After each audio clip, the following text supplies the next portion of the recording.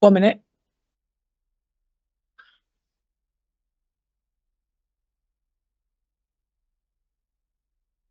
Oh, I'm not very good at lip reading. Terrible. Is it okay now? Super. Good morning, everyone. The time is 10 o'clock and it's time to resume the inquiry.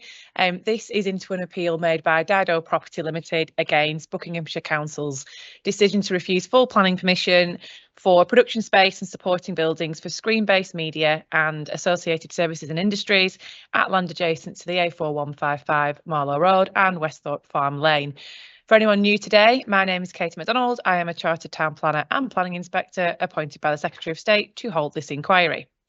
This is day number 13. Usual reminders, please, mobile phones and other electronic devices switch to silent. Toilets are just on the corridor over there and the accessible toilets just behind me. There's no fire drills planned, so if you do hear the alarm, it is real. Please exit via the stairs at the back of the room and the assembly point is by the riverside. We will adjourn around 1 p.m. for lunch, suitable mid-morning, mid-afternoon adjournments, comfort breaks. Up to yet, I've heard opening statements from the main parties. I've heard comments from interested parties. I've heard from the appellant's master planner and scheme designer.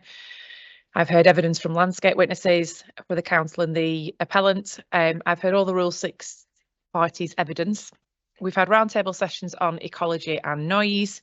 There's been a preliminary roundtable session on conditions of the planning obligations. I've heard all the need evidence. I've heard from the appellant's economic benefits witness, and I've heard part of the highways evidence.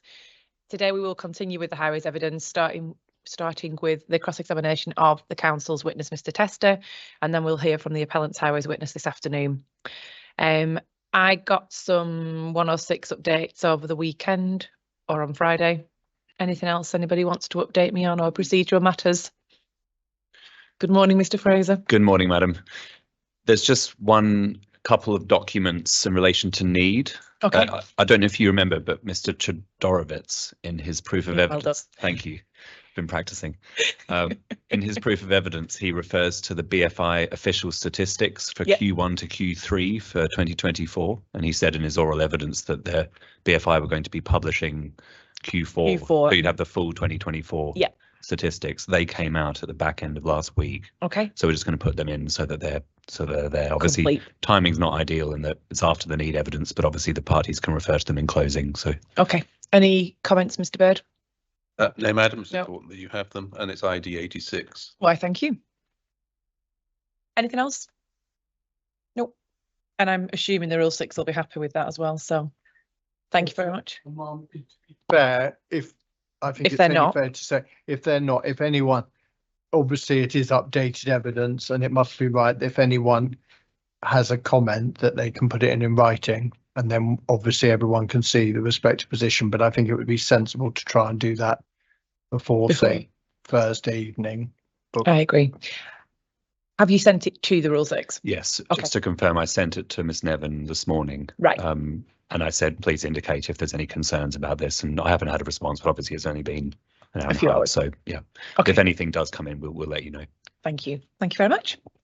Okay, so I'll accept it. And then, as I say, if the Rule 6 have got any comments, then if they can put them in writing. But I presume she'll be back tomorrow, the Rule 6 parties. Yeah. Thank you. Okay. Any core docs you want me to have out, Mr. White, or are we going to bring them up as you go along? I think probably, unless you have a preference to do that. Let me just get my doc. Can we do it as we go along? Yeah, that's fine. And Mr. Tester, can I give you the position that would you just tell me? Obviously, I can't have access to your iPad, so just tell me to slow down, or you need time to get something up. As we've all found, sometimes the Wi-Fi takes a lot of time. So just tell me to halt. Thank you. And we have the prize of trying to finish by lunch, which might be achievable. Let me tell you the topics we're going to deal with, just so you've got a sense of the roadmap.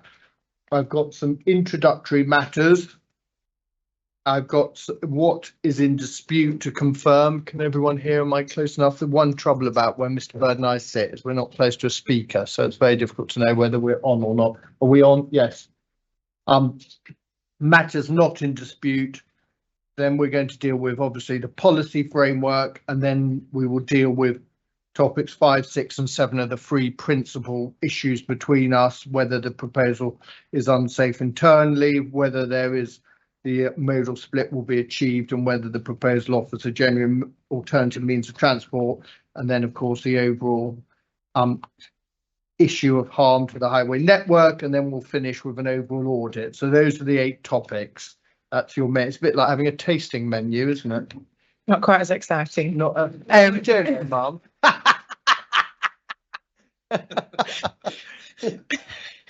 Means you must think quite a lot of your cross-examination skills. It's exactly like the tasting menu, maybe without the wine. I will accept. I will concede that. Can you indicate a suitable point for the morning adjournment as well? I'll be led by you. Absolutely. Okay. Thank you. You nag me if in the moment I lose my sense of time. Right. Can I just, first of all, please, can I ask you to take up your proof of evidence? And just some introductory matters, Mr. Tester, that shouldn't be too contentious, but at 1.14,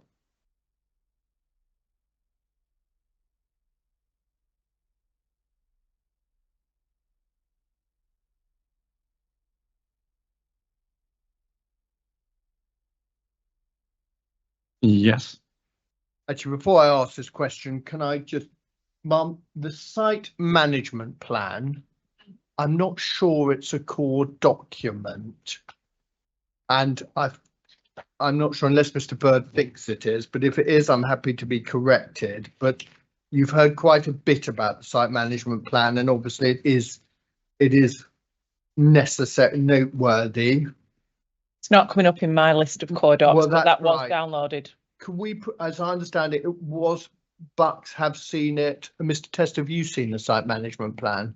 Yes, I have seen it a while ago, yes. Exactly. Yeah. I don't think it's critical. Now, I was about to say, if Harvey's got a copy of the site management plan, then his prescience is remarkable.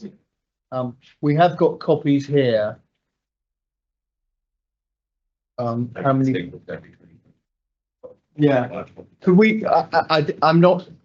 I don't know whether we'll need to go to it, but I certainly think in the question of whether the proposal is harmful internally, I think you will need to consider that it is a draft site management plan.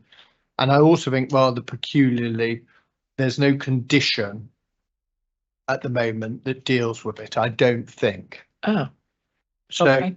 so I don't think this is a contentious issue between us, but it's a matter for the inquiry to consider. One, what the status of the site management plan is, and secondly, whether it should be subject to a condition for the LPA to have the final say, because it obviously is in draft. Yeah. And you might take the view that it should be given a bit more teeth by requiring its submission and agreement by the LPA, or the LHA. But it is in the court. It is. Oh, Okay. great. Oh, I only ran a search for site management, so Yeah, it's It might be called- annoyingly because it's not in the index named as such. It's an appendix to an update to the EF. Right, So thanks for these so- documents. it's taken me a good while to find it, but it's CD2 105Y. we are going to win a prize for the most convoluted and complicated core document list. Yeah, I would agree. 105. But it's an appendix to 105Y. Oh, there, yeah, draft. It's opened on. We must have had it open because I've got draft operational management plan straight up. Yeah. Site management plans are 105R. Oh, 105R, yes. So there's the operational management plan and then the site management plan. So Oh, sorry, right. Site management Forgive me, plan as that's- well. the CD 20105R is site management. Thank you. Good. Phew. Well, that. So, Oh, and there's one other matter. Sorry, I should have done the preliminary issues. There's one other matter. Have you got the transport statement of common ground with National Highways? I will have somewhere. Yeah. Yeah. Give me a sec.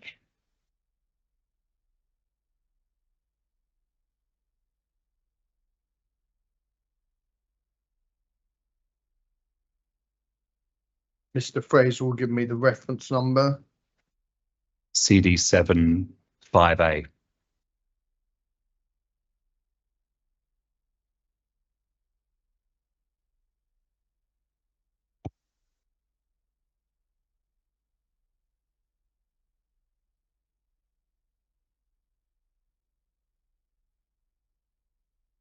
And when you've got them on, I've got those, yeah. could you You've go got to them, Mr. 112, paragraph 112? Of the Of the- statement of common ground. Yes, with national highways.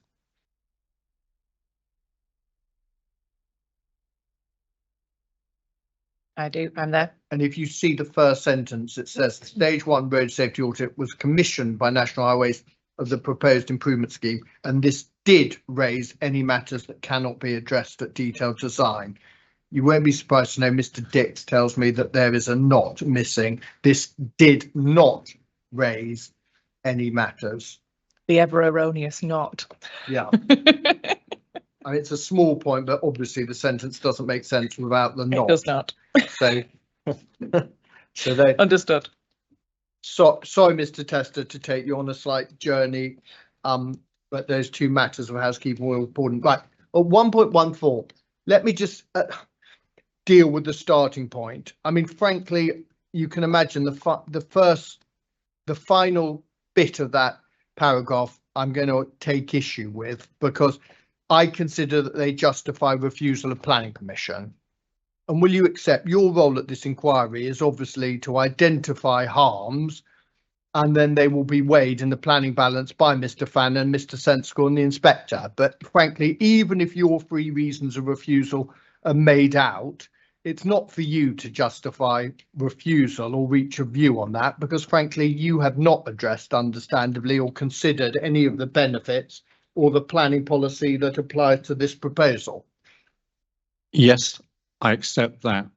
It's for the local planning authority to make that decision, and obviously they consult the local highway authority for advice in relation to highway matters, and that was the view in relation to highway matters for them to consider. Yes, but you will understand, in a sense, you don't seek and you can't seek to say this proposal should be refused. Your point is, in essence, your 3 reasons of refusal, you say, are weighty and are highly pertinent to the planning balance. Yes, but I do say that they are recommended reasons for, you know, and you're right that they need to be considered in the planning balance by the local planning authority as they would in normal circumstances. Yeah, but on any basis, fairly, you cannot say they justify refusal of planning permission, because frankly, you do not know, and you do not understandably even consider the second part of the planning balance. Your 3 harms are to be weighed on the harm side of the balance. Yes, my 3 harms are to be weighed by the local planning authority, but my recommendation on highway matters is as I've said. Yes, but it's still a point. You'll see the force of it. It's not open to you to say they justify, because you don't know what lies on the other side of the balance. Yes, I accept that. It's for the local planning authority to balance all reasons and matters in front of them. Thank you. Now, how many times can you, just a few introductory matters which goes to the weight of evidence, how many times have you been to the site, please? I can't recall. I've been to the site several times. I've been working for Buckinghamshire Council, and I did deal with the Wickham area going back to 1997. I've been past and familiar with the area since around that time. I visited the site most recently, probably 3 times in the last couple of weeks. Thank you. And also, can I just ask, what other studios have you visited? I visited Shepperton, I visited Pinewood, from the local highway network, I will add. I visited Leavesden. Those are the 3 I've been to most recently. Okay, yes. thank you. And yeah, as I understand it, you although you are retained by Bucks, you advise them, you are actually legally you're an external consultant. You have your own practice already. Yes, that's correct. That's fine. So you get an instruction per planning application. Is that how? Yes, that's correct. Thank you. And do you is your practice in Oxford? I'm based in Oxford, but we're distributed since just before COVID. Yeah, sure. And how do you live in Oxford? How do you get to work? I've come by train today. Okay. No, but not here. But generally, when you go to your office, how do you get there? I work from home mostly, but if I'm going to Buckinghamshire Council's offices, I either drive or I have caught the bus. Thank you. Now, were you also, you mentioned you visited Pinewood, were you instructed by Bucks to consider the Pinewood expansion proposal that we've heard about, what we termed phase 3? No. Were Origin instructed on that? No, I believe we won't, no. Okay. Now, can we then go back to your proof where you were 1.14, and can we look very helpfully at 1.13? Let's just deal with what we've got to deal with. And in essence, can we agree there are 3 fundamental highway /sustainability issues between us, reasons of refusal 4, 5 and 6? That's correct, yes. Now, let's just spend a moment on that. We have 2 points. In the allegation in para 4, reason of refusal 4, says likely to be generated by the proposal would have a severe impact. That's the allegation. And then we also have the flow of users on the existing distributed road network and lead to additional on-street parking. Now, I think, as I understand it, there is an exception, and not an exception, an acceptance that because of the controls that you've seen in the 106, that the issue, principally, the concern is the severe impact. The on-street parking is adequately dealt with by the section 106. Yes, there are provisions in the 106 to deal with displaced parking through a CPZ contribution. Thank you. So the real focus, can we agree on 4 still, is whether what is proposed would have a severe impact? Yeah, it's the safety and flow of users of the existing distributor network. So the 2 are interlinked, I would say. Well, I'm going to put it, I'm surprised you said there are various reasons. First of all, I don't see any evidence on safety, frankly, in your examination in chief. I understand the capacity issues, but you have not made in any shape or form a safety allegation that the existing roads can't cope with what is proposed. So I would, in answer to that, no, it's not explicitly stated, but I would say to qualify that capacity issues and congestion can lead to frustration.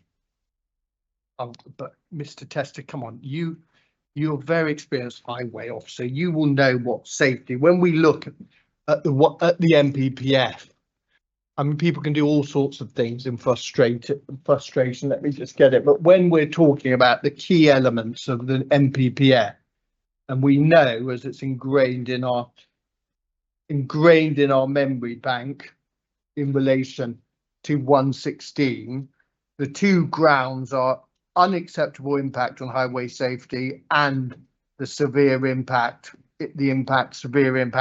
on the road network. In the context of 116, the council are not contending an unacceptable impact on highway safety. It's very much, the allegation is about 116 and residual cumulative impact would be severe, isn't it? Yes, I'll accept that. Thank you. Then we go on to reason of refusal 5. When we see fails to make adequate provision to allow accessibility to the site by non-car modes of travel, we'll obviously look at this in detail. But I think, frankly, that's not fair, because the allegation, even on your evidence, relates to effectively access by cycle and pedestrian. I can't see any criticism. Indeed, the bus provisions are agreed and accepted, aren't they? Yes, the bus provisions are accepted. Also, the rail, the relationship to rail, you haven't once in relation to this proposal sought, nor has Network Rail or anyone sought some form of change to the rail provision, have they? That's correct. There's no change to rail provision sought, but the issue at the heart of this, as I'm sure we'll go to, is whether people will actually use that, given the nature of the use. Okay, we'll come back to that. But can I get your agreement that the force of the point, if there be force to the point, principally relates to those who will access the proposal by cycling and walking? Yes, I agree. Thank you. Then in relation to reason of refusal 6, which relates to standard of design and layout, the point which you very well articulated in chief, this again reduces the principal concern, if not the sole concern on this, is the effect of reversing HGVs within the site, isn't it? Yes, that's correct.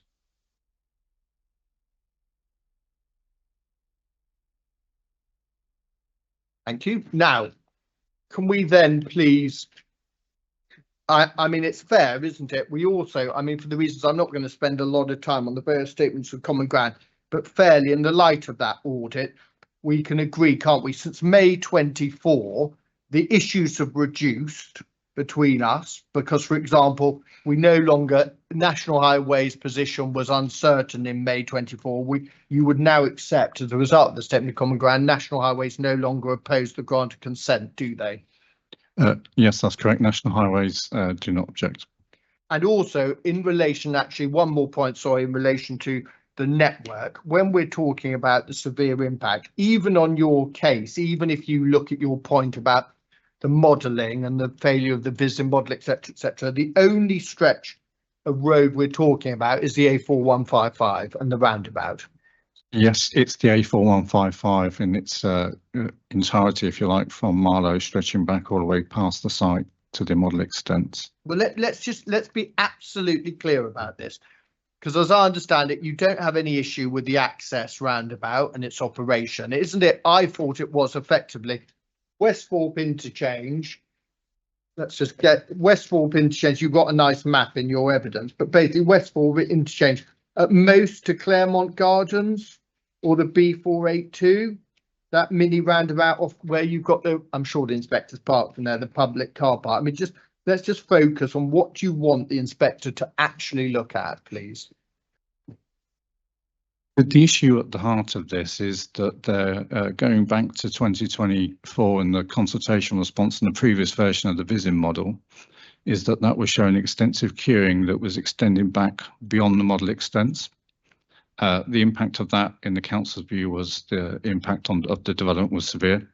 I'm not asking you about this. Sorry, Mr. Test, it's very I don't want to know the history. I just want to know, for the inspector's benefit, on February the 11th, 2025, when the inspector's considering reason of refusal for, what geographical area on the road network do you say there could potentially be a severe impact? Just identifying geographical terms without the history issues. What is it? Because I thought from your evidence, and Chief, and if I'm wrong, at most it's west of the Westthorpe interchange through to, let's put it at its highest, the commencement of the high street.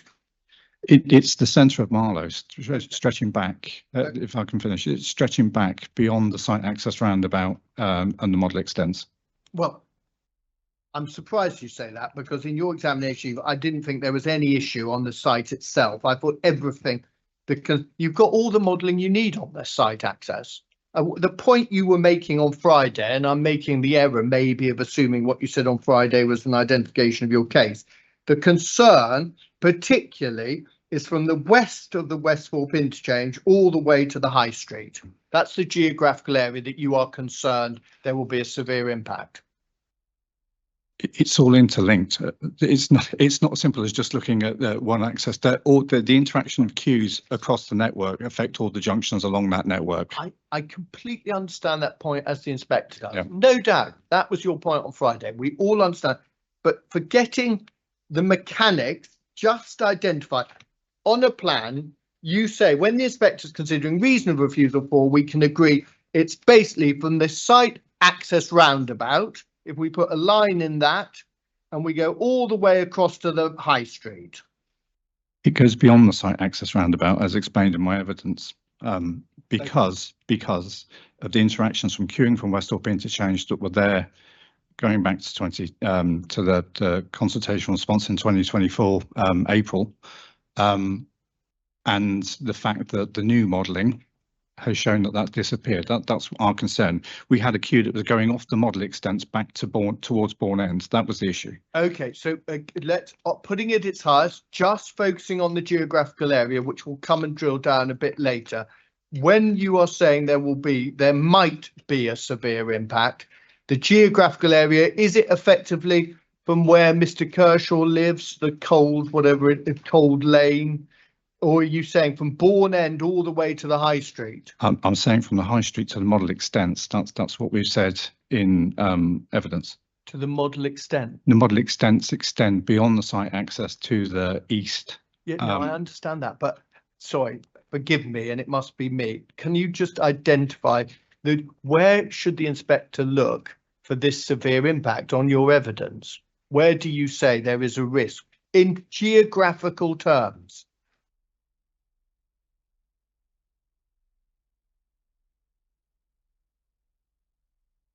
Bear with me, please. Of course.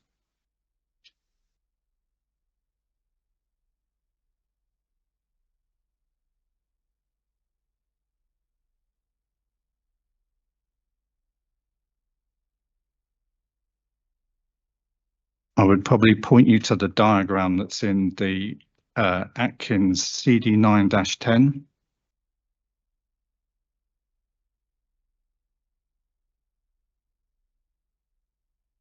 And figure 3.5 and 3.6.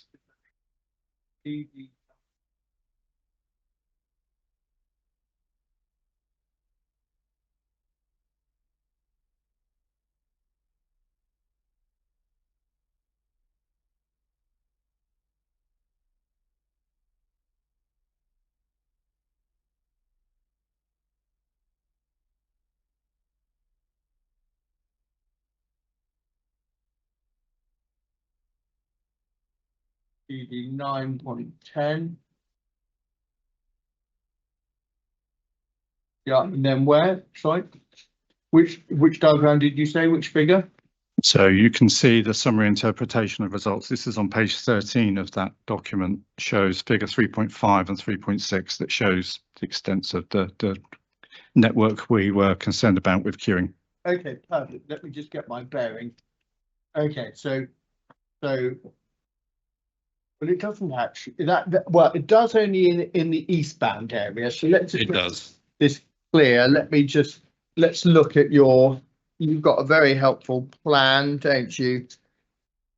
So if the inspector take in your appendix D, you have a plan. There's another plan actually at figure 3.3 that shows the extent of the network going to the east. That's on page 5, but sorry, you said my appendix where? Sorry. Your appendix D, that one. It was me. The A3 plan.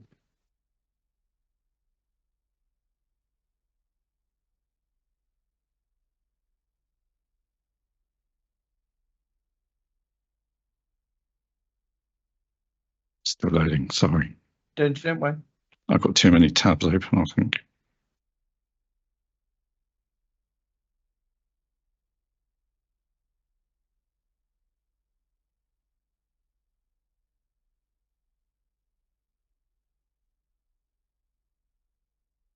Yes, I'm with you.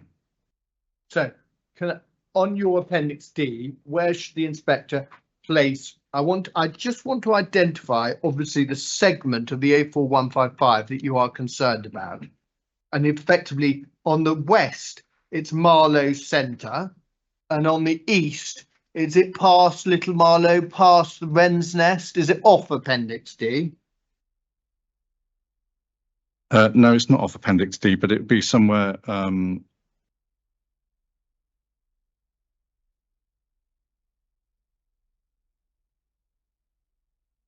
somewhere east of Winchbottom Lane.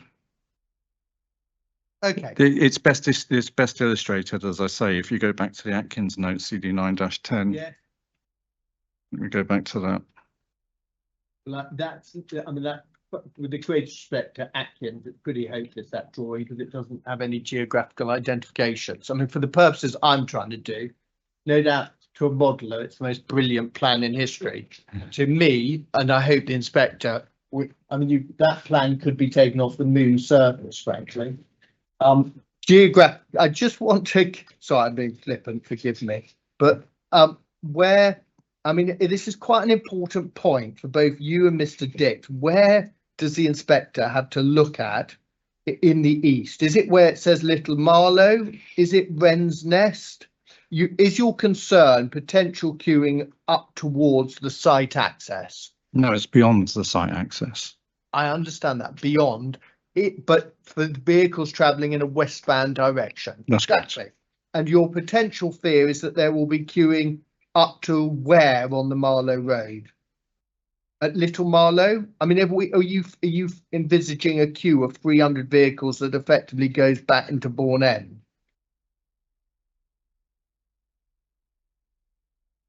No, but I guess the answer to that question is no, but the model that was shown in April 2024, which is the subject of CD 9-08, which is Atkins comments as of 16th of April, that showed that the queue, that showed that the queue was going beyond the model extent. We don't know where the back of that queue is. But Mr. So unless I've missed everything, as I understand, those are academic models. They're old models. The model's been completely updated with the inspectors focusing on the basis of the December work, which, let's be honest, and I'm not going to get in because none of us have got the will to live and all the argy-bargy correspondence, what was shown when and how and who, by, when, etc., etc. We're looking. Mr. Dix's evidence clearly shows on the updated modelling that is now shows the effectively the crossing outside Bodmore Lane, etc. Where do you say the inspector needs to look at geographically on the updated modelling? Because I thought it was from west of Westford interchange effectively into Marlow Town Centre. That is the area of concern based on the updated modelling. Is that right or wrong? No, is my answer to well, I don't accept your contention that the previous model is academic. I think that is still a consideration. That's the basis for our the major part of our evidence. That model, as evidenced in the comments in CD 9-08 from Atkins at the time, showed that there was queuing that was extending back by over 730 metres. And it was going beyond model extents. So our concern is that that queue was there, as in evidence. The signalisation of the Bodmore Lane crossing has shown that that queue is no longer there, and we contend that can't be correct. Well, you have no counter modelling, do you? I mean, let's be. You have no counter modelling. No, but I do have. I know, but I do have the modelling evidence that was before us before, and we know that there are constraints beyond that Bodmore Lane crossing that equally we say will cause further delays. It can't simply be the case that queue disappears.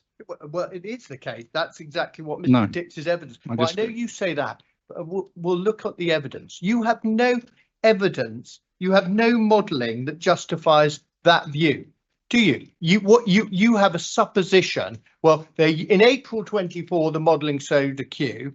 Mr. Dix magically has now got modelling that doesn't show a queue, and I don't believe it. That's a fair summary of your position, isn't it? The evidence before us shows that there was. Yes or no? That's your position. No, I don't accept that. So okay. No, I don't accept that position because of the fact that we had such a substantial issue in April 2024. The signalisation of a single crossing fails to take into account what happens beyond that. There is existing congestion as evidenced in the application submissions that shows that there are issues beyond that. I don't accept that queue just simply magics away. No. No, I don't exactly. But you have no evidence to show that, do you? No, because we haven't done it's beyond the model extents, and you have no evidence, I would say, to show that it simply is realistic beyond that point. Right. Let's then go back, please, to let's go back to matters of agreement. It's effectively the third topic, matters of agreement, and hopefully we can spend half an hour in the luxury of agreement before we get onto more contentious issues. What's the time? How are we doing? Yeah, 25 to 11. Right. First of all, what we agree in terms of there are adequate surveys and agreement on the existing position. Sorry, where are you taking me? Which document? I'm not taking. I'm putting down. I mean, I can take you. We can do it the long way. But as I understand it, the baseline traffic surveys are accepted. Yes. Yeah. Within the model extents. That's an important caveat that needs to be understood within the model extents. Fine. There's also, frankly, Westport interchange currently has departures from the standards, doesn't it? It does, yes. Yeah. How many of the effectively the links or the junctions, how many of the forks effectively have departures currently from the standards?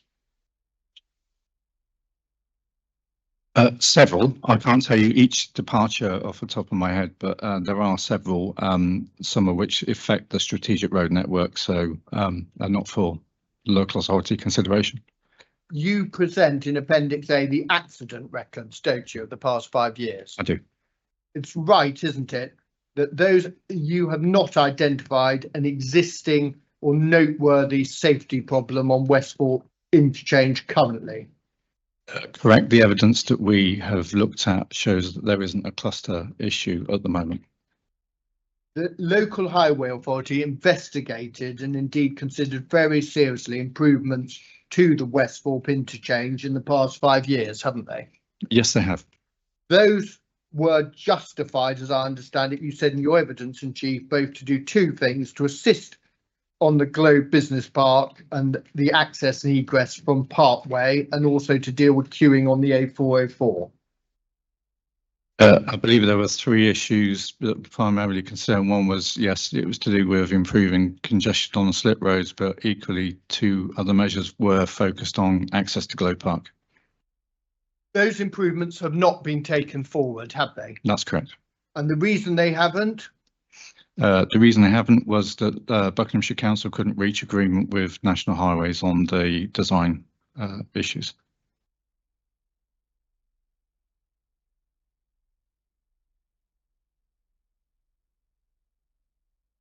Now, let's just deal with what you said in chief about in terms of the pedestrian and cyclists. You use the word forbidding currently. The interchange is forbidding currently, and that it's a barrier, particularly to the east. That was your evidence on Friday, wasn't it? I think I said forbidden, but I've got an express note of that. It's intimidating, and yeah, it's not a pleasant environment for walking and cycling. But Mr. Dix is right, isn't it? It's still identified as a Bucks cycle and pedestrian route, isn't it? Or Bucks a cycle route. Across the bridge deck, it's got cyclist dismount signs, but there is a footway cycleway that runs either side of it. My understanding from colleagues who were involved with that in the past, the entire route suggests that it was pre-LTM 120, and it's not. It wasn't put in to serve a new development. That answer's fascinating, but has nothing to do with the question. It's just a very simple question. It's signed, isn't it? It's a signed cycle route. Yes, it's signed, but I needed just to qualify the background to it. Now, it's also right, isn't it, that in a do-nothing world, what we're looking at then is that the Westthorpe interchange, there is no proposal to improve it, either for cyclists or pedestrians or road users. Yes, as I understand it, I don't have any information to show that there's an improvement planned. There is also a problem, both existing and it will only increase, and that is the problem is the A404 main carriageway. There is at times queuing onto the main carriageway, isn't there? There's congestion issues throughout Westthorpe, including on the slip roads.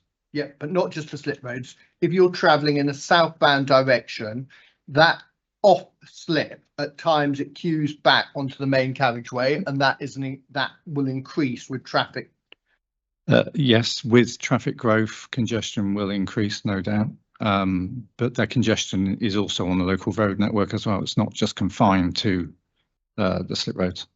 Now, can we deal a bit with the characteristics of the site and its location? First of all, will you accept the proposal where it's located, frankly, has a superb accessibility from the Westthorpe interchange? I mean, effectively, going back to your plan in Appendix D, you can access the site by car without effectively passing a single house, can't you, off the main strategic road network?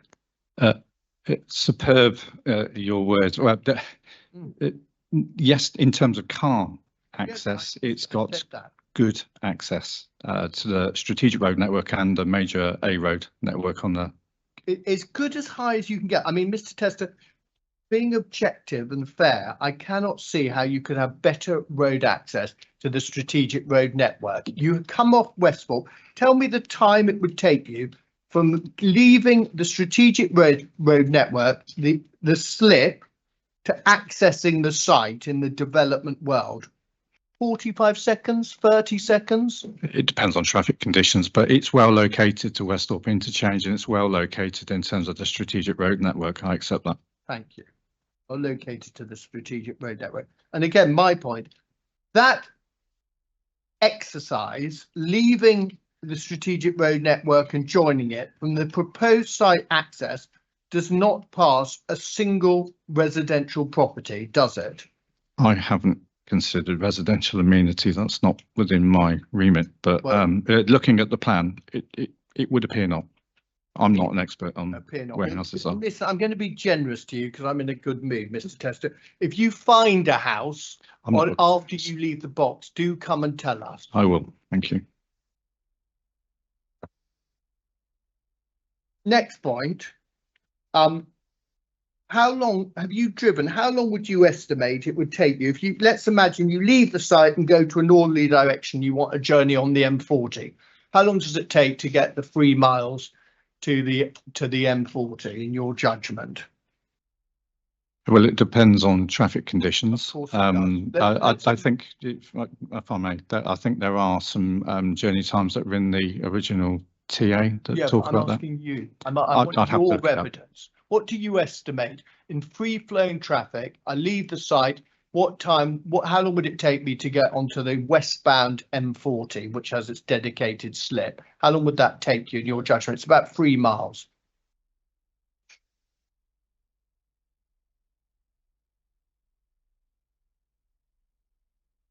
Presently, I'll tell you what Google's tells me.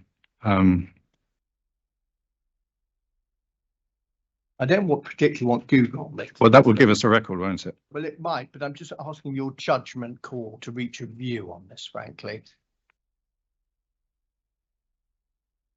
6 minutes, it says, to drive. 6 minutes. Are you sure you haven't got the walk function on? I'm positive. If you want to walk, it will be 52 minutes, although I wouldn't recommend it at the A404. Right, M4 going south to the M4 junction. How long do you think roughly? What is it? 8 miles? You've got to cross the Burnham roundabout. How long do you think it would take you to the M4? Free flowing traffic.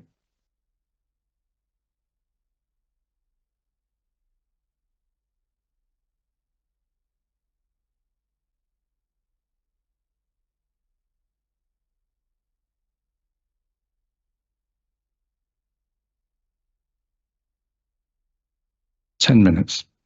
10 minutes. Or a 2 hour 58 walk. Thank you. Mr. Tester, you'll be pleased to know my ambition is not such to express the view that people are going to aim to walk down the M4. Right, so 10 minutes to the M4. Now, again, frankly, access to the strategic road network and the national motorway is pretty good when you've got 2 motorways within 10 minutes of this site. For car, agreed, but by 10 minutes. Yes, I've accepted it. It's well located in relation to the strategic road network. Thank you. Then we get on to the issue of walking. Now, can you give me an estimate, and don't use Google, just give me an estimate. Have you walked from Marlow Centre to the site, either via the Volvo Bridge or via the road network? I've done it both, and I did it most recently with Mr. Dix. Yeah, time estimate? Because I did it yesterday, but I'm not going to give evidence. I want your evidence on how long you think it takes, roughly. I didn't time it when we were walking it, but we've looked at statistics, and it depends on where you are within the site. But there's walking distances at my Appendix D. Yeah, just tell me what you start at the M&S on the top of the high street. What do you think? How long does it take to get to the site access currently? It depends whereabouts in the so to get to the site access, the northern boundary is about 29 minutes. 29. That's what it says. Yep. It's in Appendix D. Appendix D after the map. Yeah. Okay, thank you.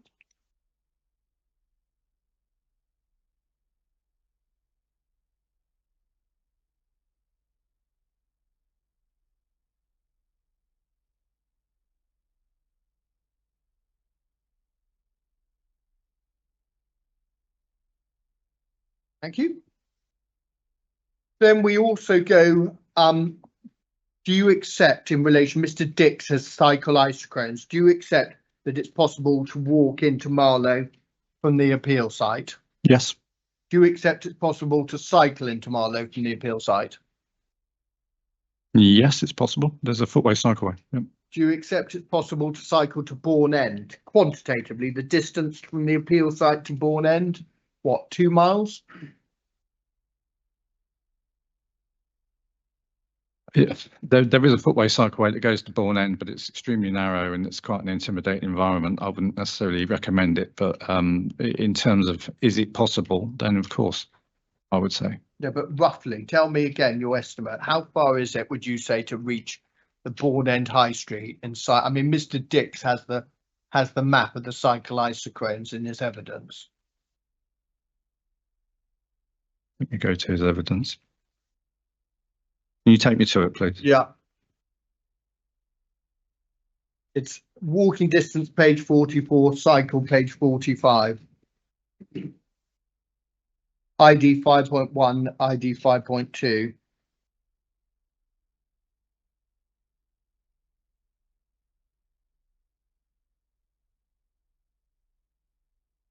So on ID 5.2, tell me when you've got it. I'm there, yes. Yeah, page 45.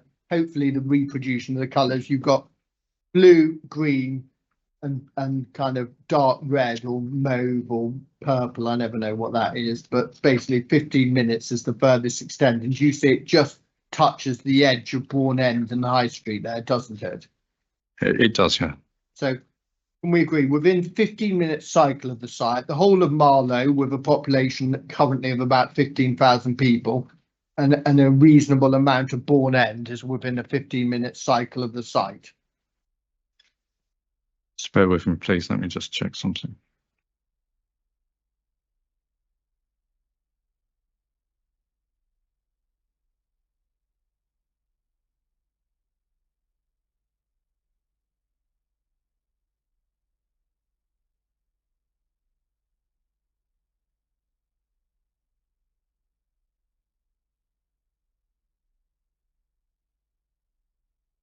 Marlow is within a 15-minute cycle ride. I accept. Bourne End.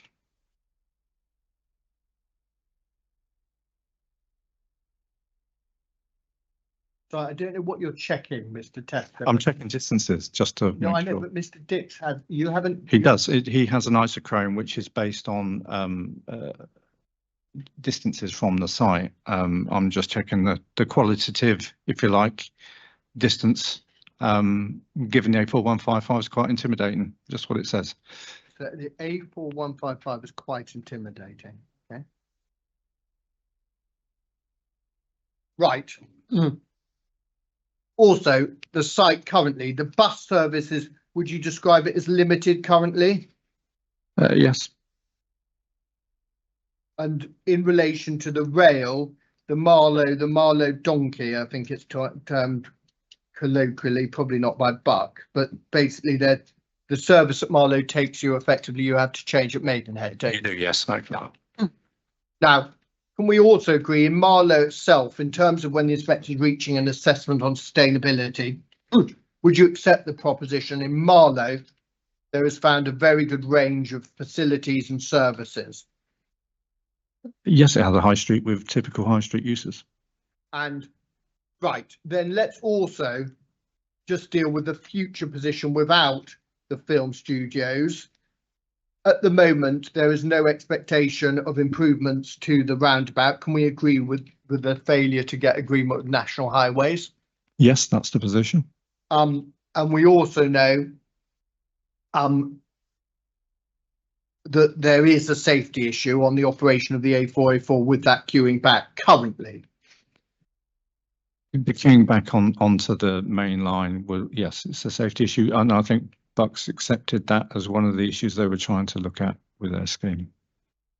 Now, can we then also just do an audit of what the proposal is for and what's offered? And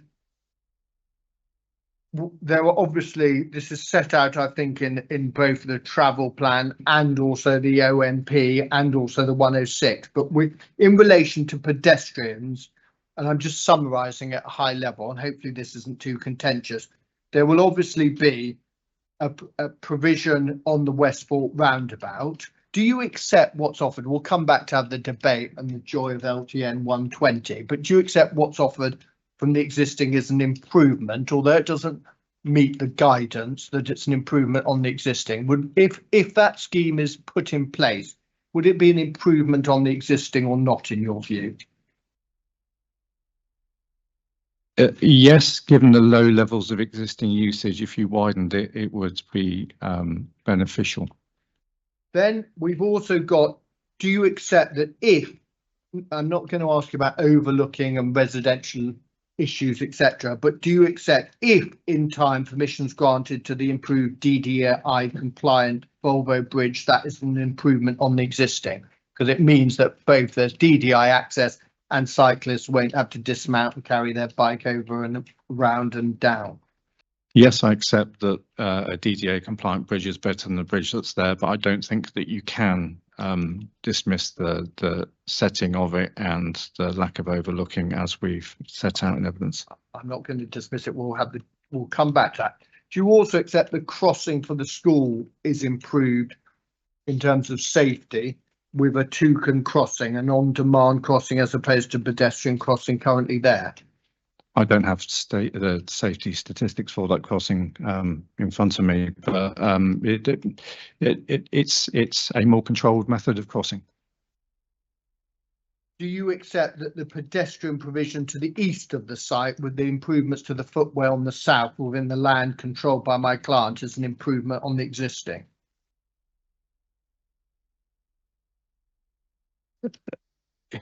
Yes, it's an improvement, but it depends on obviously the nature of its use and intensification. Well, you don't know intensification and use and whether that's going to be suitable and attractive for those people. It goes back to the argument about the attractiveness of walking and cycling. Then in relation to buses, there are proposals. There's going to be a High Wycombe to Maidenhead bus, isn't there? There is. And that is going to be a half-hour service? That's correct. An improvement on existing? That's correct. East-West Hopper, Marlow to Bourne End, improvement on existing? Yes, I'd say that's correct. And those buses, not just where they go. High Wycombe, we know we're very close to the railway station. You direct trains to London Marylebone, correct? That's correct. Maidenhead, the Golden Facility Elizabeth line. That's correct. East-West Hopper, Marlow, all the facilities in the high street are accessible by bus from the site, weren't there? I mean, the buses, where the bus stop is provided within the development at the entrance, we saw Mr. Pryor's pictures. The bus stop is in the optimum place within the development, isn't it? There's 2 bus stops in the development, as I understand it. All right, the one which is effectively in the entrance feature. It depends where you are on the site, because your walking distance will be changed. If you're in the bottom of the site, then that isn't the optimum location. The second one is better. Yeah, but by your definition, Mr. Tester, please don't. If you've got a decision about where to put the bus stop, obviously for Mr. Phillips, who's in stage 18, in a perfect world, the bus is right next to him, of course. But in absence of having 2,500 bus stops within the development, the optimum place to put a bus stop is in the entrance area, isn't it? The optimum place to put bus stops is within a 400 metre or 450 metre walk of all the uses. So that's why there's 2 bus stops. The one by the entrance is the optimum if you're by the entrance. It's not the optimum if you're at the back of the site. But the other bus stop is better. To be clear, we haven't taken issue with the bus stop locations. Yeah, exactly. That's my next question. This is going to be much better when you know what my next question is, Mr. Tester. Now, in relation to trains, you'll notice Mr. Dix makes the point in his rebuttal that in Buck's actual guidance, encourages the use of buses, particularly interlinking with trains, doesn't it? I think all local authorities and transport policies seek to encourage the use of non-car modes. So yes, it would. Now, also the mechanics of implementation, and we'll come back to this obviously in modal split. There is an operational management plan in draft, isn't there? There is. There is, but there is an express condition that requires the council to approve that if the inspector decides on the Secretary of State to grant planning permission. That operational management plan will need to be approved, won't it? It would need to be approved. Yes, yes, it needs to be approved. That's what it says in the section 106. And approval needs, the reason why it needs approval, I mean, Bucks are unlikely to approve a document that they think doesn't work, aren't they? Their aspiration will be to approve something that's effective. If this appeal is allowed, we'll have to approve something that's pursuant to what the OMP is in the 106. No, but can I go back to the question, please, Mr. Tester? Let's not be slightly unfair on this. If Bucks have the ability to approve, they will seek to approve something that is most effective. That will be their aspiration. They don't try and approve a terrible OMP. Their aspiration is to approve the best possible OMP to achieve what it says on the tin. That's the aspiration, isn't it? I would say, yes, that is the aspiration, but it would have to be pursuant to what's set out in the draft OMP. And you'll see from evidence that we question the effectiveness of that OMP given the nature of the use. I'm not asking you all about that. We know that's a debate. But it's important I qualify it. It's not important. It is. It's not. Well, all right, we'll be here for the next week then if you qualify. I was very small point about approach, nothing about content. Next point, the proposed travel plan, exactly the same. The aspiration will be to make it as effective as possible, won't it?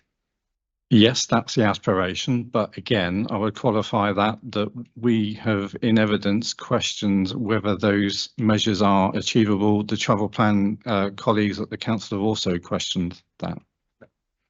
Again, I'm not whether achievable. That you are an outlier on this, Mr. Tester, because National Highways have agreed the travel plan. They accept the travel plan. They have no issue with its effectiveness, do they? Yes, they accept it, but they don't rely on it. That's the difference. So the traffic, I need to qualify this. The traffic in the managed and the unmanaged situations on the strategic road network is being managed to the extent where they're happy with both scenarios, as I understand it. So they are not reliant on the travel plan. I don't, Mr. Dix will address that. I put that, you're completely wrong. The National Highways have accepted the managed scenario. They've accepted the managed, yes, they've accepted the managed scenario, but they don't rely on it. Well, all right, well, they've agreed. Can you just take me to where you're saying they don't rely on it, please? Well, all the modelling mum is managed and unmanaged, and both in the managed and unmanaged situations, they haven't expressly referred to relying on the managed situation. The modelling in both scenarios shows that the impact on the strategic road network is okay. It doesn't extend back beyond the slip roads, and I think that's their major issue. And they also, from discussions with Mr. Blake at National Highways, they're satisfied that the control of the signals will mean that they can manage those queues on their network to make sure that doesn't cause a safety issue. Okay, understood. Thank you.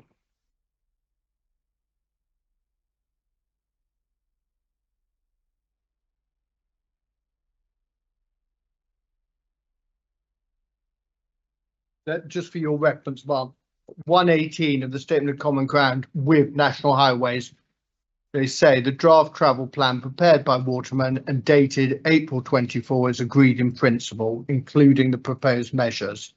So National Highways have agreed to the draft travel plan, haven't they?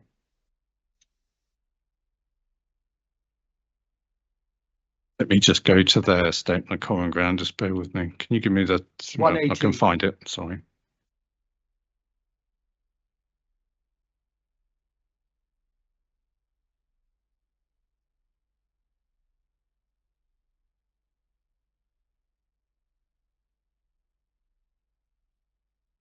I've got too many tabs open. Bear with me.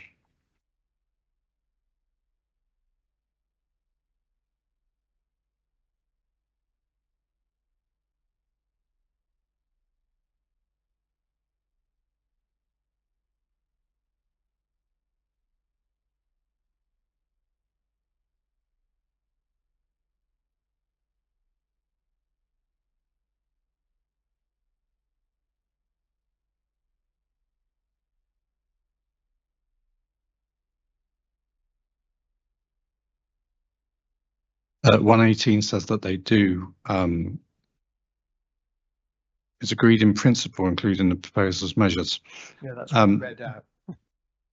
I read out, Mr. Tester. Sorry, I had to get this. Sorry. And then 119, while we're on it, National Highways stated that while the targets within the draft travel plan are ambitious, that the evidence provided shows that there is potential to notably reduce the proportion of car drivers from the baseline position, which is in line with the overall goals of DFT Circular 1 of 22. Then 120, any planning consent granted should include a condition requiring the submission of the final document prior to first documentation and then the implementation of the approved document. And that condition is in the suggested conditions, isn't it? Yes. Right. Next point, let's then deal with the other. There is also a section 106 which deals with the future highways, doesn't it? And the traffic generation, will come back to that in the context of the severe impact, but there's a 106 and there are also proposed conditions. Yes, there's a 106 and conditions. Can I just ask why, in relation to the internal access point, why have you not asked for a condition that seeks the effect agreement on the site management plan? Because I'm going to suggest to you, as soon as you do, that reason of refusal 6 goes, because you frankly have the power to only approve something that you think is acceptable and safe under the site management plan. But yes, we have the power to have a condition and control things, but fundamentally that doesn't change the layout of the site, and that goes to the heart of the concern expressed to the local planning authority. Well, we'll come back to that. Then, right. Now, do you accept that a vision-led approach has been taken by the appellants in this matter? Yes, I accept that there is a vision-led approach. What I don't accept is that, for the reasons in evidence, is that vision is achievable. We know that. Again, I didn't ask you. But it's important I qualify my answers. It's not simple yes and no. So I understand. Thank you. Thank you. They can qualify, but Mum, there needs to be a qualification related to the question, frankly. It's just pointless if Mr. Tester, as he always does, goes off into Siberia with an answer that bears no relationship. The simple point is, I asked, we all know you haven't accepted it. The question was, has the appellant followed a vision-led approach? And I'm sorry, Mum, but I don't see why it's a relevant qualification to say we haven't accepted it, because that wasn't the question. Yeah. Yes, he did. Mr. Tester, can I ask, in view of the time, really trying to finish my lunch, that your qualifications bear relationship to the question? I think it's fair to say It didn't. It just didn't. I'm not intimidate. Next question, please, Mr. White. I'm now going to intimidate.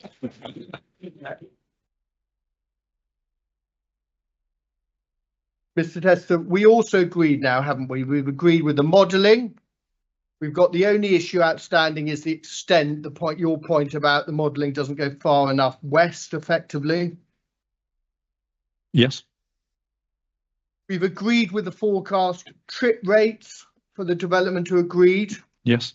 We've agreed the distribution of those trip rates. Yes. We've agreed the traffic growth figures. Yes. We've agreed the committed development elsewhere. Yes. We've agreed effectively there is adequacy of information before the inspector, say for your one point about the extent of the vision model.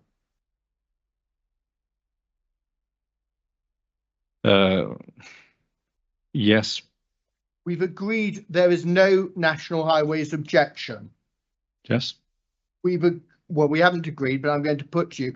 that position of National Highways, as is shown in their statement of common ground, that National Highways subjected this proposal to significant scrutiny, didn't they? And if you want chapter and verse on that, we can look at 126 of the statement of common ground with National Highways, paragraph 126.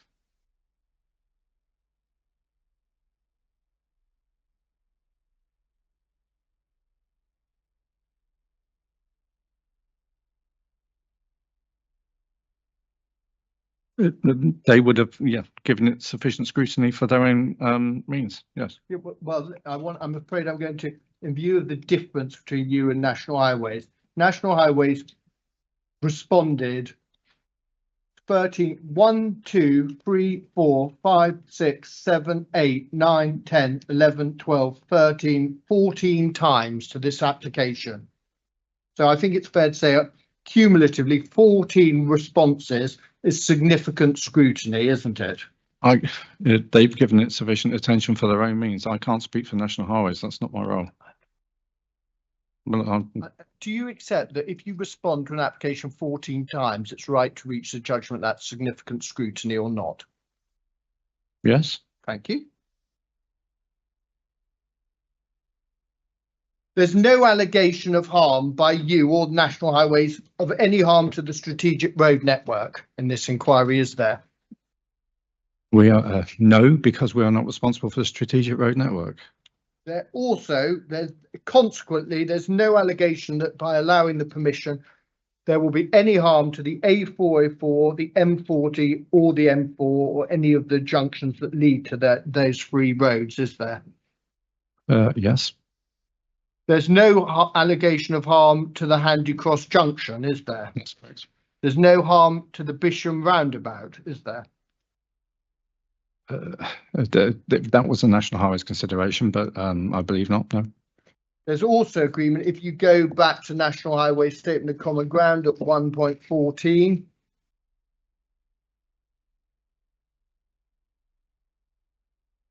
Tell me when you've got there. I'm there. The agreed modelling identified that without mitigation, there would be an increased risk of queuing on the A404 slip roads, blocking back onto the A404 main line in both the with and without proposed development scenarios. The proposed improvement scheme would mitigate the significant road safety risk by enabling the effective management of queues on the A404 off-slip roads.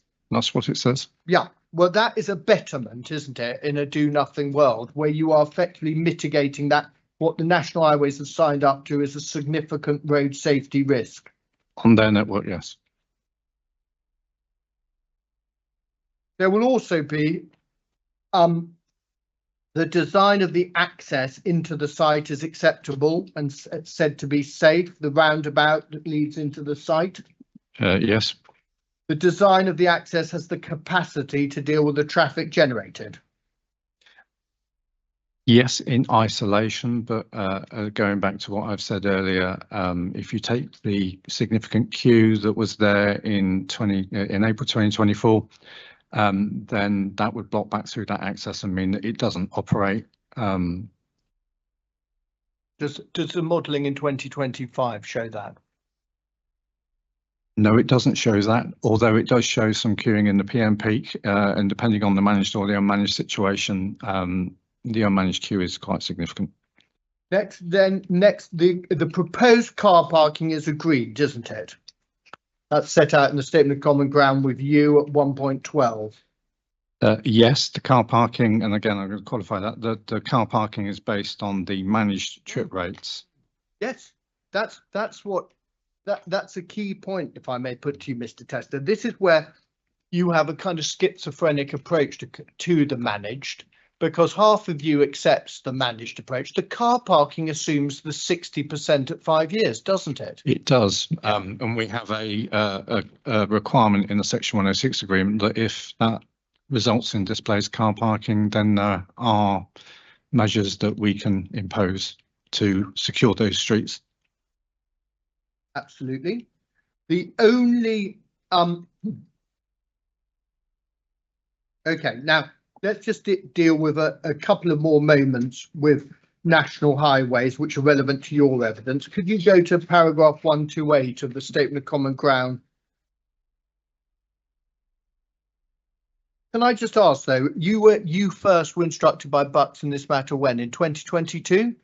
Origin were instructed in 2022, yes. Origin. Yeah. You are effectively Origin, aren't you? But there's more than just me. Is that okay? Yeah. And I won't make a comment. And so just tell me this, Mr. Tester, how many conversations have you had with National Highways in the past 3 years? Many. Yeah. Give me a feel for that. How many times have you spoken to National Highways? I haven't logged them all, but No, I'm sure you haven't. I've had Many. many conversations. Yes, but just I want a bit more fat on the bone. Just give me an indication. Were you talking to them monthly, weekly? Do you think 30, 40? Not monthly, not weekly. It was just as and when needed. As and when needed. And would it be fair for the inspector to note, do you think of those many conversations? Were you your normal quiet self, or did you tell National Highways your concerns about the scheme? Is it fair for the inspector to note that National Highways were aware of your concerns about the appellant's scheme in highways terms, or would they not have known about your concerns? Highways would have known, and they would have seen our consultation responses. So is it fair that the position set out in the Statement of Common Ground with National Highways, that National Highways reached their position in full knowledge of the concerns that Bucks had? Yes, they would have with regard to their network, and they were quite clear that their network would, well, their considerations were limited to the A404 in terms of the Westhorpe interchange. Let's look at 128, please. Yes. And 128, the position we've got to is that the implementation of the proposed improvement scheme, together with the draft operational management plan and the draft travel plan, would mean that there are no adverse implications arising from the traffic associated with the film studio for the SRN, and National Highways do not raise any objection to the proposed film studio subject to any consent granted, including the conditions set out above. The conditions set out above are proposed, aren't they, in the proposed conditions in Appendix A? Yes. Yeah. With regard, and just to qualify, that's their position with regard to the strategic road network. Yes, we all know that, but in reaching that view, they take into account, don't they, clearly the draft OMP and the draft travel plan. That's what they say. Yes. Now, we also know, I mean, they say that, not only that, but they also say that at 113, in terms, the implementation of the proposed improvement scheme together with the draft OMP and the draft TRAN would mean there are no adverse safety implications, so no safety issues. And then at 121, they go on to say that the OMP is agreed in principle, don't they? That's what they say. Including the identified measures to control traffic levels.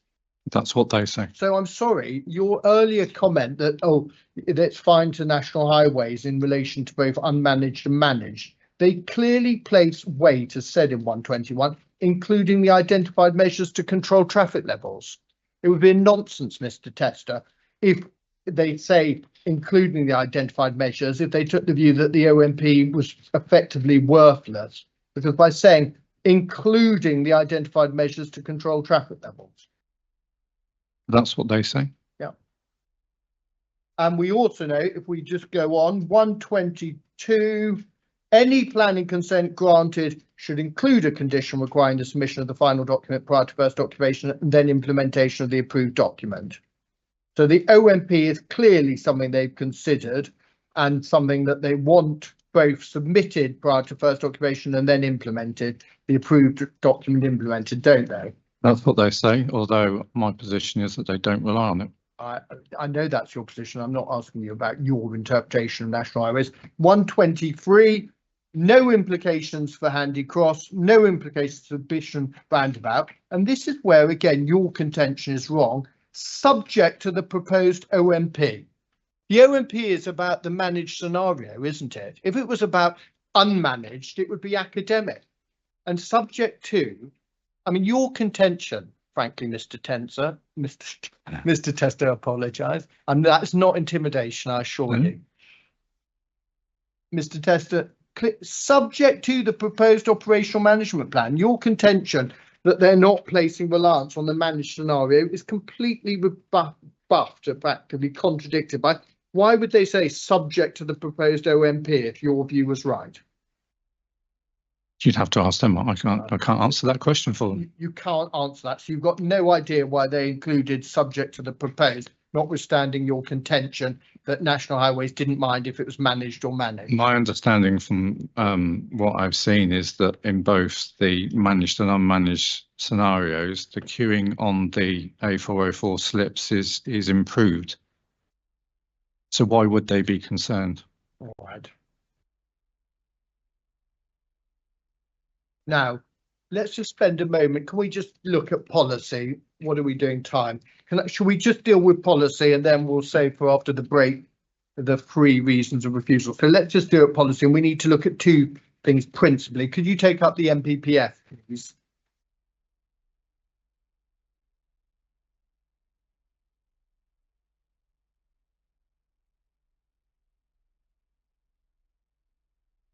Yes.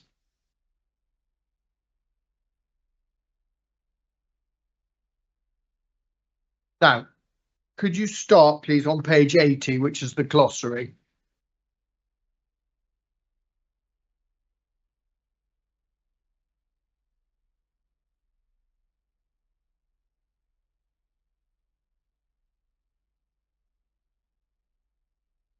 And tell me when you're there. Right, vision-led approach.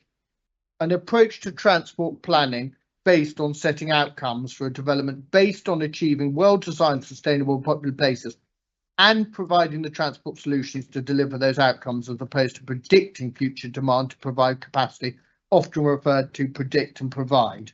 And you've seen the Stantec work that Mr. Dix has in his rebuttal. Effectively, we have graphs that go in different ways. Effectively, predict and provide is where you effectively look at, you take the old style approach of tricks database, predict the growth, predict what you're going to have, and then you basically seek to provide with your solution for that level, correct? That's right. And then with vision-led approach, as I understand it, you intervene, don't you? You set an outcome and then you design the proposal to ensure that outcome is hit. Yes, and that's the key bit. It is, but I'm not going to ask you in the context of policy whether we do that or not. I just want to deal with the approach. 109, if we can go back to page 31. What is changed in this MPPF is it couldn't be clearer, could it, in 109? Transport issues should be considered from the earliest stages of plan making and development proposals using a vision-led approach to identify transport solutions. So the approach endorsed by government is quite clearly that one should be vision-led. One should decide what your destination is, and then identify transport solutions to bring about that destination, shouldn't you? Yes, that's what it says, and we agree with that. Great. And we look at 110. The planning system should actively manage patterns of growth to support of these objectives. So managing patterns of growth is intervening, isn't it? To manage effectively. Yes, subject to development being focused on locations which are or can be made sustainable. Yep, we'll come back to that. Do not worry. Through limiting the need to travel and offering a genuine choice of transport modes. Do you see that? I do. And then we look at planning policies. We'll jump over that because the inspector is very pleased, as I am, not to be in an EIP context. And let's look at 115 and look at considering development proposals. And at 115, it says in assessing sites that may be allocated for development in plans or our scenario or specific applications development, it should be ensured that, I mean, that's quite a strong statement, isn't it? It's almost mandatory. It should be ensured that, do you agree? Ensured is quite a strong word. Yep. A, sustainable transport modes are prioritised, taking account of the vision for the site. Again, so you have your vision, your destination, and then you effectively seek your sustainable transport modes are prioritised, taking account of that vision, correct? Yes, although to qualify that, it depends on the vision being achievable. That's the key part of this. We all understand that, Mr. Tester. We know the battleground between you and Mr. Dix is whether it is achievable or not. But just help me out. Would you accept in that debate that National Highways ringingly endorse? They're aligned with Mr. Dix, aren't they? I can't speak for National Highways other than to say, as far as I understand it, they're not reliant on the managed scenario, because it works in the managed and unmanaged scenario for them. So your contention to this inquiry is National Highways. Well, we've been through that. I won't repeat it. I'll withdraw that partial question because I won't repeat points. But let's go on to look at D. Any significant impact from the development on a transport network or on a highway safety can be cost effectively mitigated to an acceptable degree through a vision-led approach. That's what it says. And then we see at 116, development we've been through this, should only be prevented or refused, the famous highway safety or severe impact. And then we look at 117, applications for development and the various criteria. And then we look at 118, all developments that will generate significant amounts of movement, which I think there's common ground this is, should be required to provide a travel plan. So the government endorse the provision and use of travel plans, don't they, national guidance? They do. And the application should be supported by a vision-led transport statement or transport assessment. So that couldn't be a stronger statement that the government see a vision-led transport approach, correct? Yes. Yeah. Now, where does it say in the national guidance, hang on a minute, vision-led? Let's not have a vision-led because one can be sceptical about the outcomes. You see, your position, Mr. Tester, I'm going to put to you, is frankly, you are fighting, resisting. Your fundamental position is to be completely sceptical about a vision-led approach based on some artificial test, which is not in national guidance, that you've got to look at whether it's achievable or not. I would say no, that's not the case. The division should be based in part on the travel plan. The glossary term of the travel plan, it should be based on agreed sustainable transport objectives that are to be delivered. The evidence that we have is that from other film studios that it's unlikely that that vision will be achieved. We need to ensure that there are not severe impacts on our highway network. That is the test. And to do that, we need to take into account whether that vision is achievable, I would say. Yep, we'll come back to that. OK, let's then just look at DM33. Have you got your local plan, please?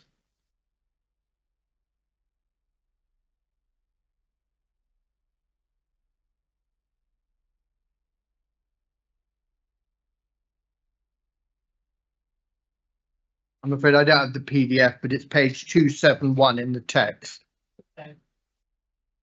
Sorry. Oh, good. Actually, rarely. It was me, sorry. I've lost the core documents key index.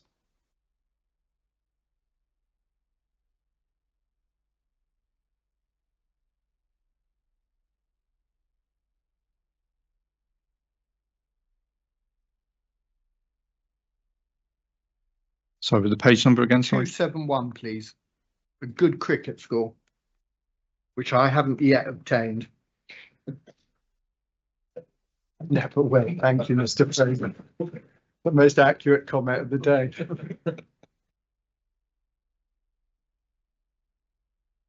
DM33, tell me when you've got it, Mr. Tester. No. Yeah. Can we agree that DM33 is effectively is out of date in the sense it doesn't reflect the NPPF? Because if you look, for example, little e, providing for parking sufficient to meet the needs of future occupants is not a vision-led approach, is it? That's a predict and provide approach, isn't it? I wouldn't necessarily say that because it depends to meet the needs. Those needs could be based on a vision. Where in DM33 does it mention vision-led approach? It doesn't, but it says to meet the needs, and so that would be my interpretation. Okay, is your view, let's just make this very clear, is it your view that it's implicit in DM33 that it endorses a vision-led approach or it doesn't address it. What's your view on that, please? It doesn't mention vision-led approach, no.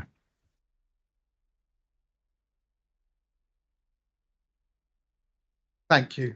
Right, Mum, I think that's a good moment to have our break. We are about halfway through, and now we'll move on to deal with the reasons of refusal. Okay, thank you. We'll take 15 minutes. Is that okay with everybody? Yep. Okay, so I'll come back at 22:12 and we are adjourned until then. Thank you.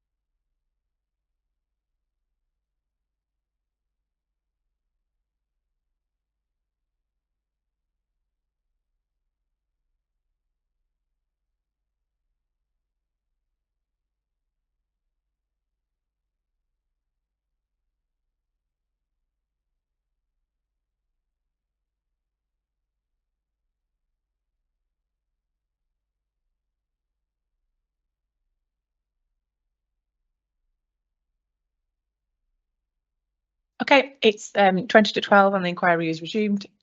Mr. White, would you like to continue? Thank you very much, Mum. Mr. Tester, can we move on to the 6th reason of refusal next, please? That relates to, as you remember, the internal layout. Now, before we look at the matter, can I just ask you a few points preliminary? The summary of the allegation we dealt with, do you recall back at the beginning of the cross-examination, effectively the concern is the movement of HGV vehicles within the site? Yes. Yeah.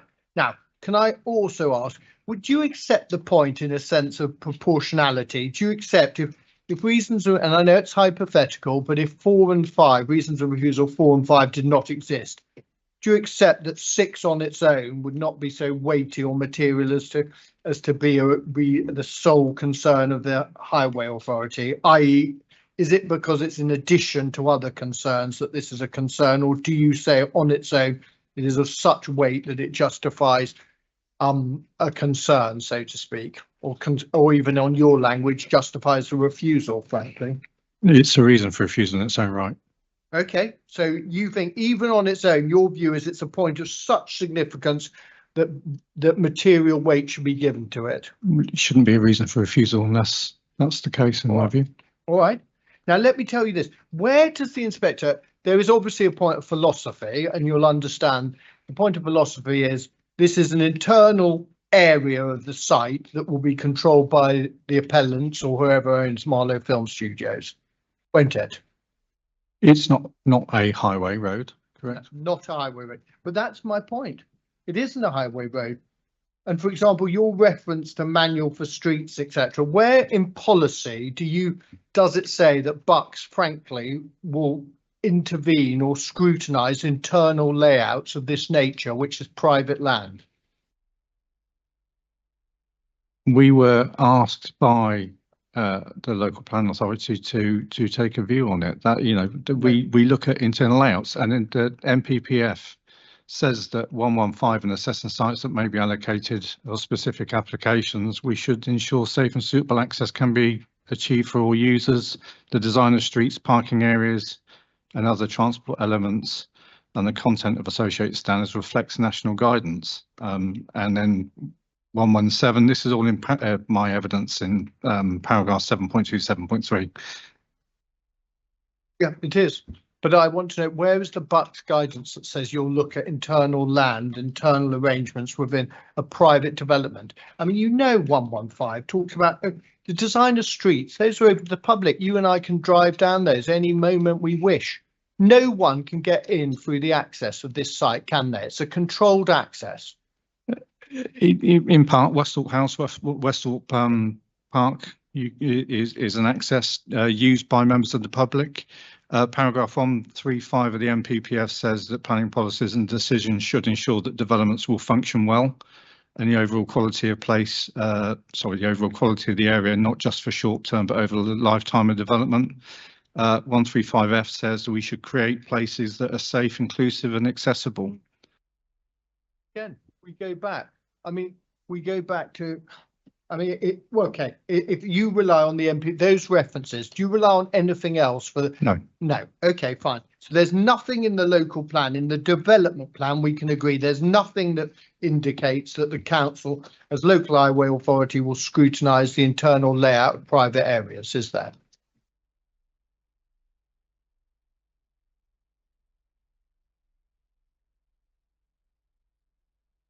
There's nothing that's well, we rely on the MPPF.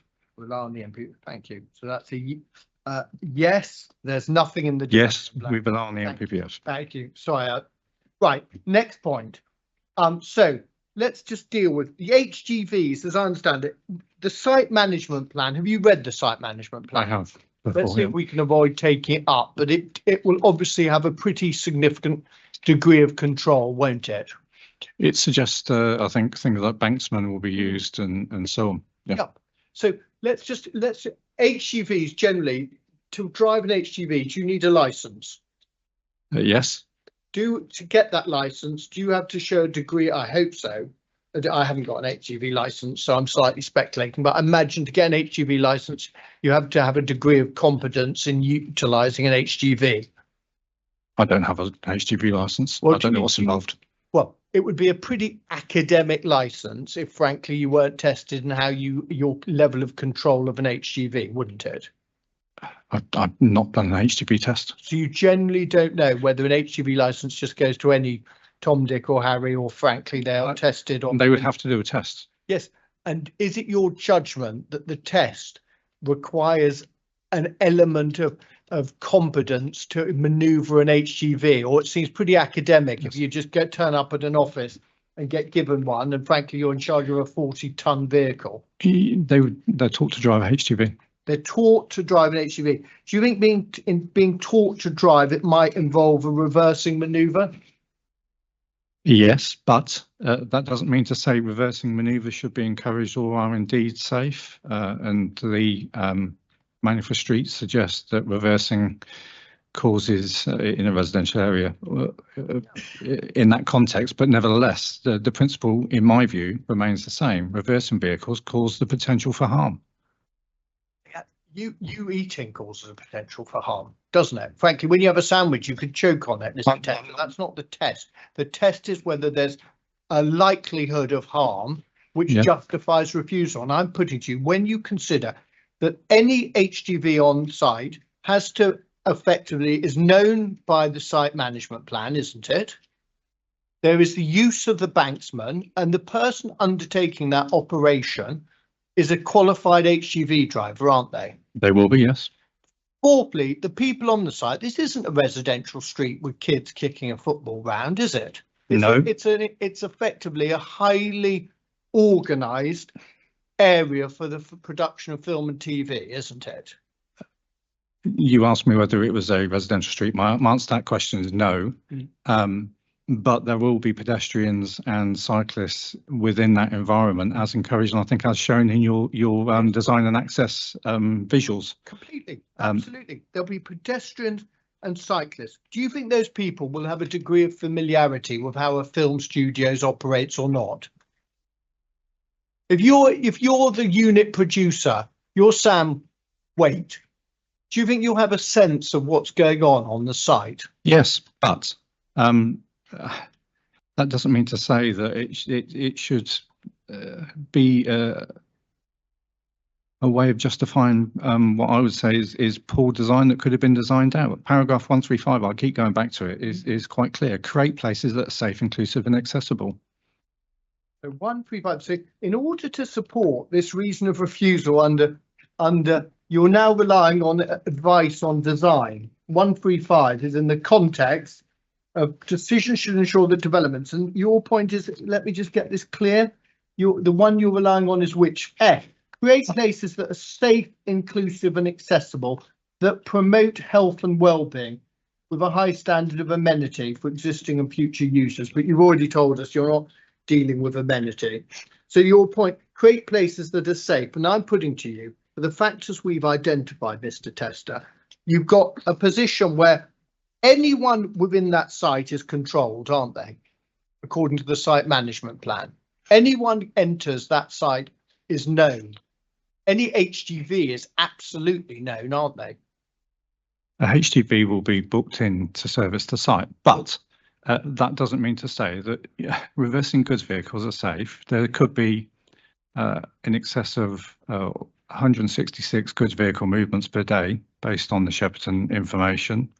The policies that I rely on are not just 135, but if you look at my proof in 7.2, I refer to 115, I refer to 117. It's all about creating environments that are safe and suitable. Reversing goods vehicles, a 44-ton reversing goods vehicle in collision with a cyclist or pedestrian is going to be a major incident. It could have been avoided. Well, the fact is, any film studios will involve, do you accept, reversing goods vehicles? Your problem is that you say there's something unique or specific about this geometry that you don't like. I say that this layout could have been designed better. Yeah, it's a simpler point. It's about removing the need for goods vehicles to reverse. Okay, about removing. So in your world, there's a safety issue on any film studios where a HGV has to reverse. On any development where you have reversing goods vehicles, it should be discouraged, is my view, with the need to create safe and suitable access. I mean, Mr. Bird and I spent our early years dealing with retail. It just isn't just about every superstore in Britain dealt with by a reversing vehicle going into the service bay. How do they unload? Where's the unloading on an HGV? At the back, the front, the top, the bottom? So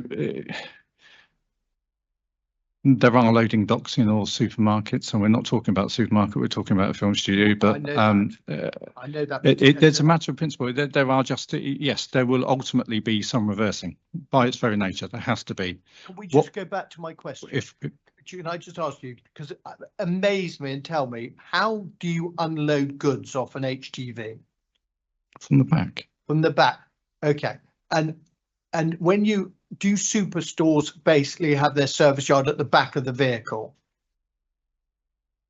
At the back of the building. But yeah, the back of the building and the back of the, I mean, basically, in your experience, is it normal or abnormal to have reversing HGVs on any significant retail facility or any logistics facility? I mean, do logistics facilities service, do they effectively unload everything from the front through the cab or from the back?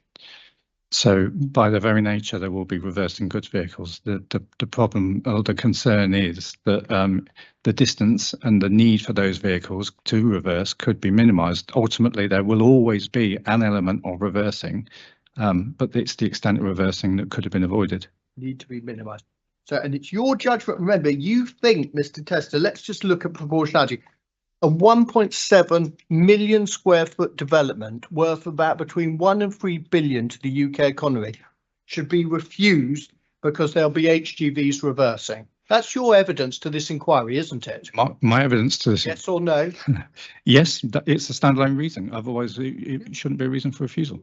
Absolutely. Don't be shy or coy. That's your position, that because there is reversing on this proposal, it should be refused. It's a design that could have been avoided. Could have been avoided. OK. Have you ever designed a film studios? No. Have you? What other thing? You say you've been to Shepperton, Pinewood.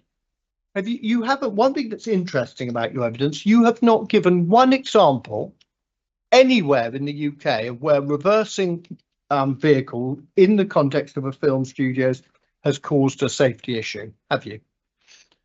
I've cited. Yes or no? No? No, I haven't. But I don't have all the information from all film studios in the UK and, you know, detailed knowledge of their internal layouts. What I do know and what I've expressed is that good practice would be to minimise the number of goods vehicles reversing. It by its very nature, it causes a conflict potential that could be designed out.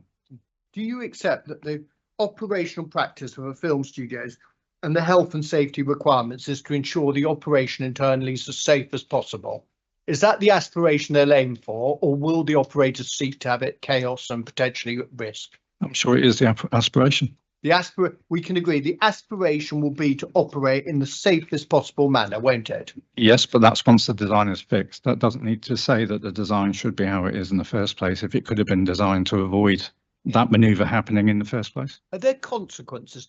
If someone gets run over within a Tesco service yard, are there consequences for the company or not in law? Do you know?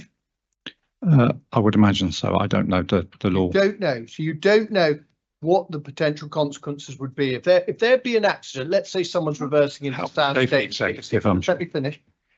If someone's reversing into soundstage 16 and clips someone working there, do you think, oh, don't worry, Barry, these things happen? No. Or do you think, what do you think happens? I think there will be consequences by law. What consequences? Tell me. I'm not a lawyer.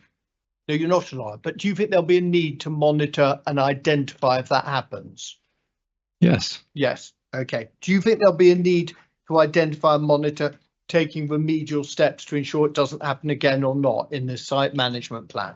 Yes, but that doesn't mean that the design can then be rectified if the buildings are fixed. My point is simply that through the design, through a planning application on a greenfield site or on a clean site, I don't want to get into an issue about the status of the land. It could have been designed out. Okay, I leave that. I'll let Mr. Dix give his view in the light of your evidence. Let's move on to reason of refusal 6. And can we just go, please, to the MPPF? Well, actually, first of all, could you take up your proof? Let's go back to the reason of refusal. And you helpfully have that, do you not, on your paragraph 113, please, Mr. Tester?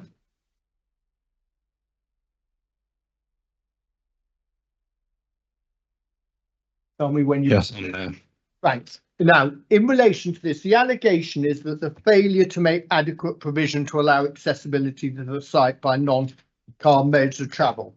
As we've agreed, that the adequate provision relates to cycling and walking, doesn't it? It's not an allegation that you seek to make it against the access to trains or buses, is it? That's fair, yes.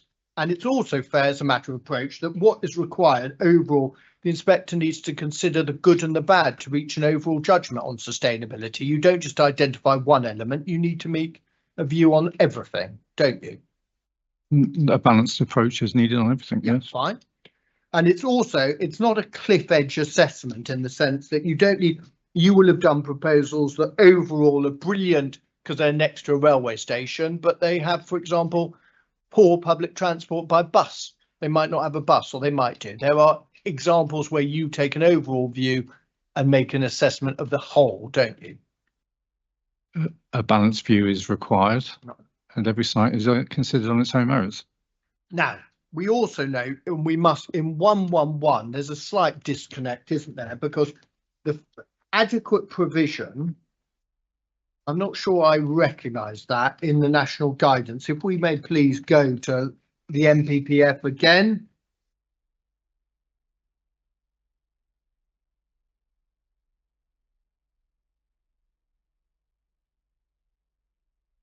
If we look at 110, what is talked about is offering a genuine choice of transport modes, isn't it? Yes, but also safe and suitable access is mentioned elsewhere. Well, safe and suitable access. All right. If you're saying where that reference to safe and suitable access, that is a reference expressly to be deployed in judging whether a site's sustainable or not, is it? I think there are policies in the NPPF, 109, 110. They need to be taken together. You need to look at them all and take a view. But we can agree, can't we? For example, on little e, you accept that the appellant has identified and pursued opportunities to promote public transport use. The battleground is walking and cycling, isn't it? Sorry, where are you? 109E, identify and pursue opportunities to promote walking, cycling and public transport use. That's what it says, but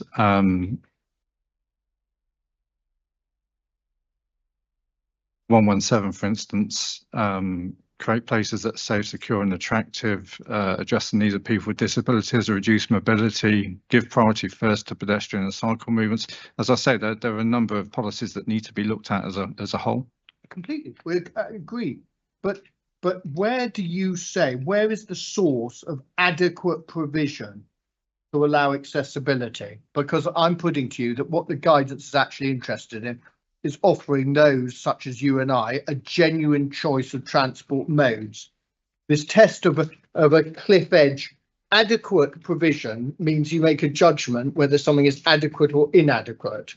And I'm just putting to you, where's the source for that allegation? 115C says the design of streets, parking areas and other transport elements. So other transport elements, I would say, includes footways and cycleways, and the content of associated standards reflects national guidance, including national design guidance and national model design guide. But again, they need to be taken as a whole. There are various strands to the policies that talk about promoting sustainable travel, giving priority first to walking and cycling, making sure things comply with design guidance, and taken as a whole, that's how we formed our view. I don't think for a second you listened to my question. I did. Tester. I'm not asking you. We agree all those matters need to be taken into account. The specific question, the allegation in the reason of refusal is underpinned by a judgment of adequacy. And it's binary, isn't it? Something is either adequate or inadequate, isn't it? There's no middle ground. It's binary. And the allegation is that what is proposed is inadequate, fails to make adequate. Can we agree that's yes. the parameters of the reason review? Fine. Then the question I asked before, which was, where in policy is that binary test set out that Bucks will make a judgment on whether a proposal is adequate or inadequate? What do you rely on for that, please?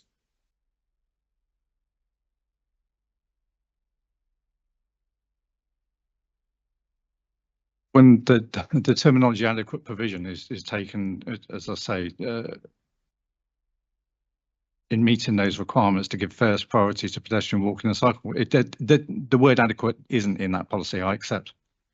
Okay, the word Can we agree the word adequate or inadequate is neither in national guidance or in the Wickham local plan, is it?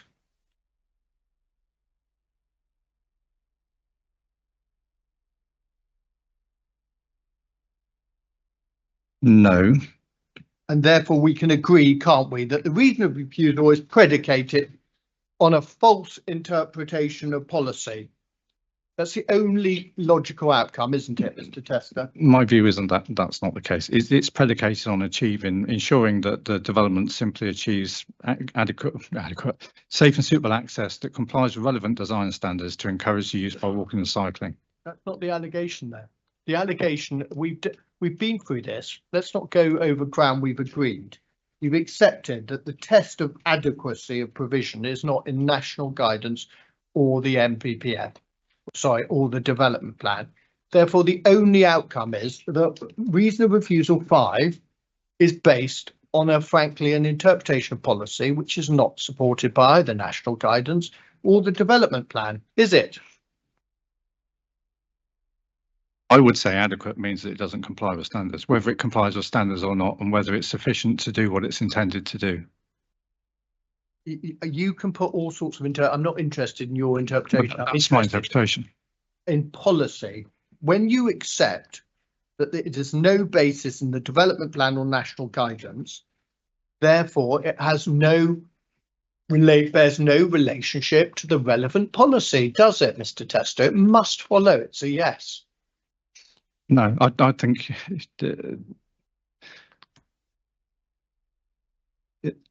it fails to make suitable provision, adequate provision. It is the heart of achieving safe and suitable access. That is in policy, and that is referred to in terms of throughout my evidence and throughout the consultation responses. I'm pretty sure we have to go back to them. There's a need to achieve safe and suitable access and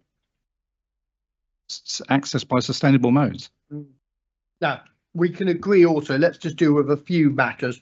We can agree, can't we, that National Highways do not endorse this position about accessibility in any shape or form, do they? There's no allegation that the proposal fails to meet that key element of national guidance from National Highways, is there? No, but National Highways, from our conversations with them, were clear that what was happening in terms of the standard of geometry in the works across the top of the interchange were within the remit of Bucks and not them. But we also know, don't we, that actually let's just have a moment can we agree, as a matter of fact, the difference between us is 84.2% unmanaged single occupancy car. The proposal at year 5 is seeking 60% single occupancy by car. They're all interlinked. So I mean that is the managed versus unmanaged mode share by single occupancy vehicles, yes. And can we agree the 84.2% is derived from a 2011 census? That's correct. Now, can I ask you, since 2011, is it your judgment that people have walked more and cycled more in the past 14 years? Do you think there's been an uptake in what's happening in Marlow or not? Do you have a view on that, please? I have no information on that for the local area of Marlow, no. I'm not asking you, I'm asking your view. You've been a transport planner or a transport engineer, whatever I term you. Is your view in the last 14 years, and you get a view from I think the LTN 120 expresses a view, doesn't it, of what's happened in cycling, and we can trawl through that. But you're a cyclist, aren't you? I am, yeah. Yes, so am I. Let me ask you, when you did you cycle in 2011? Did I just generally? Yes, generally. Yes. Yeah. Is your view from 2011 to 25 generally that there has been an increase in cycling on our roads or not? What's your observations when you're out on your bike thinking about the world? More cyclists on the road in 25 or less? What's your view? I live in Oxford. There's cyclists everywhere. Okay. Do you go out of Oxford? Do you cycle into the country? Into the countryside, yes. Okay. So let me just finally, I'll just ask you, because it's important, because we know, Mr. Dixon, you agree that the baseline is formed from the 2011. It is. Yeah, and is your view that that 84% is likely, your judgment is likely to be the same or different in the past 14 years? I'm not going to speculate. I have no evidence to show me. Okay.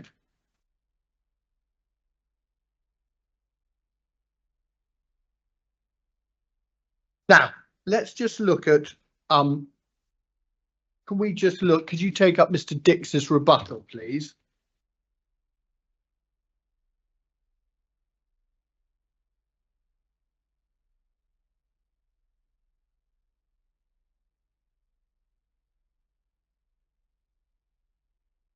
And could you go to page 22? Bear with me, sorry. Things are a bit convoluted on an iPad.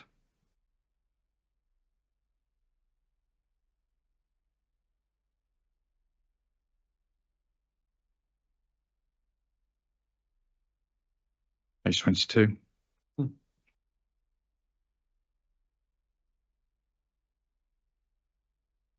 You see, Mr. Dix says at 423, what's required, and it's Mr. Dix's maths is impeccable. To achieve proposed target 60% car drivers to the site, you need 40% non-car usage. Do you see that? I see that. So what we've got, 422 is the unmanaged demand, isn't it? 634, 835. That's the unmanaged, what's actually predicted in a kind of unmanaged world, isn't it? It's all modes though. That's all modes. About right. Person trip rates. Then at 423, what Mr. Dix says at 423 is what you're required to do is that to hit that target, you're required to break down the 634 into 380 car trips, 254 non-car trips, and the PMP, the 835 is broken down into 501 and 334. Do you see that? I can see that. Yeah. And Mr. Dix says, what would be required is that you effectively need 100 non-car trips, meaning a transfer of 154 non-car through the travel peak, and in the evening it's 202. That's the magnitude of what's required to hit the 60%. Effectively, you've got to persuade a transfer of people to non-car, haven't you? That's what it says. And then you see that in IRD 4.1, and that's what's necessary to happen, correct? That's what it says. Now, let's see about this. The first point, of course, is I don't actually understand why you're even arguing this whole reason of refusal, because if you look at both the travel plan and the section 106, I mean, the section 106, which I know you've commented on because we've all got your comments, but it actually matters, doesn't it? Because in the 106, and the latest 106, can you take it up, please? Can you give me a reference, please? Yep. It's part 2 of schedule 1, as I understand it. Let me just get page 29.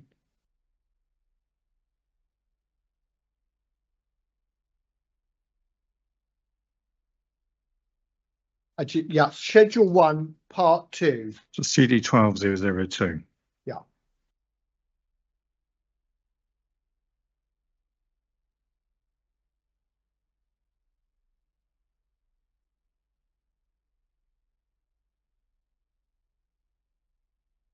Yes. And you see, first thing, what's prior to commencement of the development, so before anything happens on site, there is required to submit and obtain the written approval of the council of the modal share incentive scheme. Do you see that? Yes.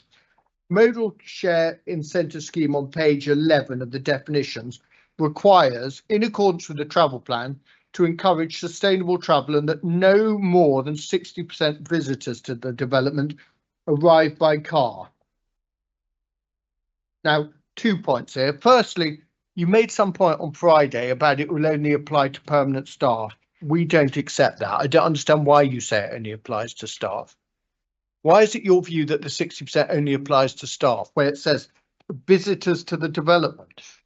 And that's based on the evidence that we've just seen from other film studios, where most of the travel surveys are based on just fairly low levels of staff levels compared to overall users within the development. So I'm not interested in other places. Yeah. The only thing that matters to the inspector is whether you say this 106 will control or bite against everyone visiting the site. And I'm putting to you the contention that visitors doesn't distinguish 60% of visitors to the development. We did change, or sought to change, the wording to make sure that that did encompass as many people visiting the site as possible, but it goes back to the heart of the issue for us, is whether that's actually achievable, and the consequences of not achieving it, I think, in the section 106 say that you can. I'm not asking you that. Sorry, Mr. Tester. I'm not. Well, it's context. It's not context. I'm not interested in whether it will be achieved. No. Let's just deal with the first thing I'm asking about, is whether the 106 bites. In evidence in chief, you made an assertion based on other places that this wouldn't bite against staff. If you go to page 19 of the 106, visitors is defined in the clearest terms. Tell me when you've got there.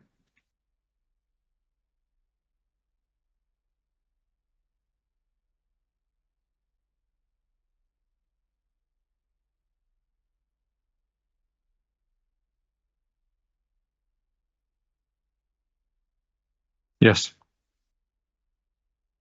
It's got too many members of the members, but put that aside. Members of, this is right, this is Mr. Andrews got another drafting issue to deal with. Members of the members. I want one of those badges when I visit. I'm a member of the member, but member of the members of the public, staff, tenants, contractors, subcontractors, visitors, and any other trip to the site for any other purpose. I mean, I'm sorry, Mr. Tester, on any definition, I know you're not a lawyer, but it is inconceivable that there's any class of visitor, staff, tenant, contractor, anyone who's excluded from that definition, isn't there?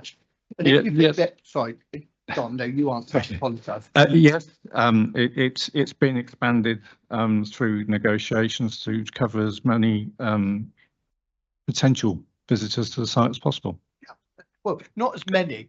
Tell me. Well, all. Tell me. All. Thank you. So we can agree. But, and I want to qualify it again, that doesn't mean to say it's necessarily going to be achieved. It's an aim, it's an aspiration, and that's the problem. That. You can, let's just say every answer is got a subtext. I'm not sure it's going to be achieved. We all know that. You'd have to be on the moon not to understand that. It's important. Yeah. Yeah. Let's just go back. So I'm going to put to you, do you accept, you said you accepted visitor bites on all. When we marry it up to 11, the 60%, which is defined as visitors, applies to everyone arriving by car, doesn't it? Yes. Yeah. And if we go back to what Part 2 seeks, the MSI target, it's required to be effectively to be implemented, isn't it? The modal share incentive scheme has to be implemented from day one, doesn't it? And for 10 years. It does. And I mean, we can go through 2, 3, 3, 1. I mean, in the event that it exceeds the threshold trip generation, the developers don't just sit there going, oh, what a shame, we've got 98% arriving by car. They then are required to, if they're unable to reasonably demonstrate why those targets haven't been hit, to submit and obtain the written approval of council for a programme of works to manage that generation, to secure written approval of a detailed operational plan and any further appropriate adjustment to the travel plan to achieve the MSIS target. So let's imagine it's a 65% target that's actually being achieved. 3.1 requires further steps to be taken, doesn't it, to achieve that? It does, although the outcomes are unknown, I would say. But Mr. Tester, we're in 2025. Yeah. Your attitude is frankly prehistoric. No. You as a development manager officer should be delighted that the appellants with probably the biggest development in Bucks are seeking a belt and braces attempt to get a 60% modal share. And yet all you have is a response which says it's not going to be achieved. But in a vision-led approach, you should be far more positive and constructive, shouldn't you? I would like to be. I think that the evidence that I've seen from the other film studios doesn't show me that that's likely to be the case. I just to qualify, I don't believe that sufficient evidence has been put forward that shows that it will be achieved. Well, we will look. Let's look, because this is your constant response, so it's not being achieved elsewhere. Tell me anywhere else. Because you haven't put it in evidence, I'm going to put to you that what is contained in this 106 is far more comprehensive and punitive than any other film studios in the UK. If you got an example that you say to the inspector, there's anyone who's got the comparative provisions in place through the travel plan, the operational management plan and the 106 that's before this inspector and the Secretary of State? I haven't viewed all the information in terms of Section 106 agreements and what's got on. All I can say is that on the basis of the travel plan reports that were available, they suggest that that 60% may not be achievable. Now, let's just also look at, please, let's see whether the 84 to 60 is achievable. First of all, could you please look at Mr. Dix's appendices?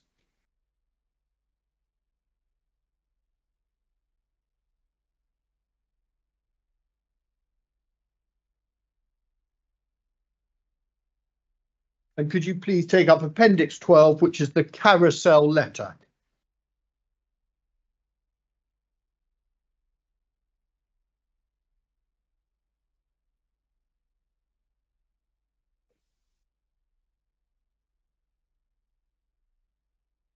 Yes.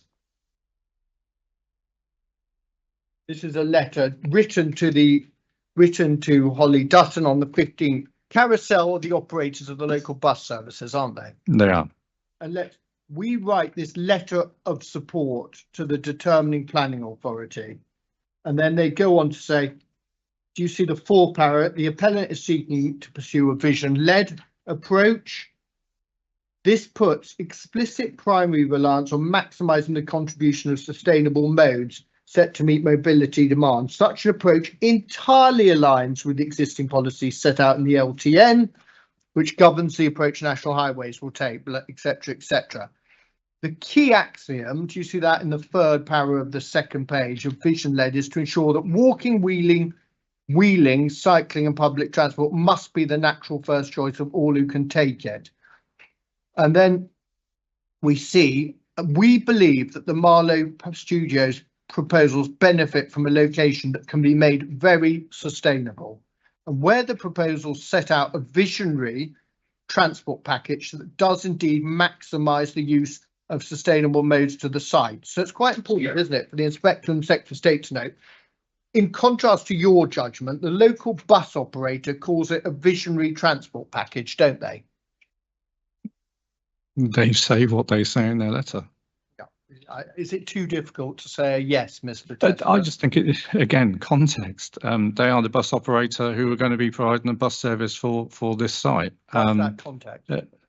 Why is that context? What are you seeking to point to? You seeking to make? What I would say is that they say that walking, wheeling and cycling and public transport will be the first natural first choice. What I say is that because of where the site is and because of the issues and because of the evidence from other sites, that I don't believe walking, wheeling and cycling in particular would be the natural first choice. I'm not asking about your view. I'm interested in what the local bus provider, and we can acknowledge by your answer, your evidence is diametrically contradicted by the local bus operator, isn't it? Who say a very sustainable and a visionary transport package. That's diametrically opposite to your evidence at this inquiry, isn't it? I don't yes know. Or no? Yes, it is. But thank you. But I don't know the bus operator's experience in dealing with development management issues on all aspects other than bus service. You know, he's providing that letter in the context of a bus operator. So you're going to play the man, are you, Mr. Tester? Your justification for why this chap is saying what he's saying is because he might not really know about full public transport issues. Is that really what you're saying in evidence? I'm saying bus transport. I'm saying his response is in the context of providing a bus service. Then we go on. We note in 31st of May 24, Arrive were elected to close its business. And then we note from the 1st of September, we have managed to reinstate. So Carousel came on board, didn't they, from the 1st of September? Sorry, which paragraph is this? I mean, in the beginning where the baseline local transport plan offer is concerned. The second from the bottom of page 2. Sorry, can you repeat the point? Yes. Do you note they say towards the bottom that they, in importantly, from September the 1st, 2024, we have managed to reinstate bus frequencies in Marlow. That's what they say. Yes, they do.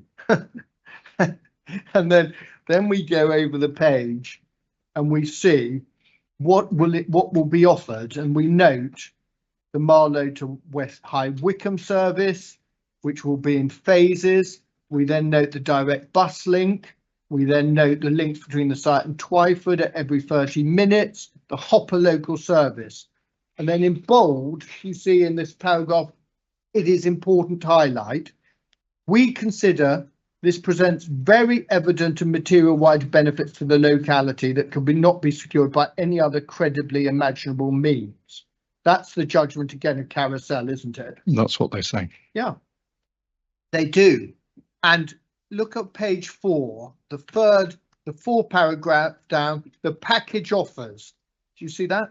I do. Yeah.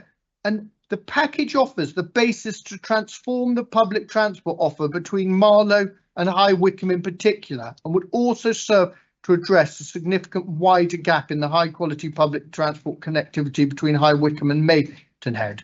We strongly concur with the analysis made by the applicant specialist that the proposed provision of the site would complement the current less direct service, which, notwithstanding our recent substantial improvements by nature, can only effectively serve a more narrow range of trip demands and is much more amenable to secure a substantial level of wider modal away from private car. And then we also see it provides the local bus service within Marlow.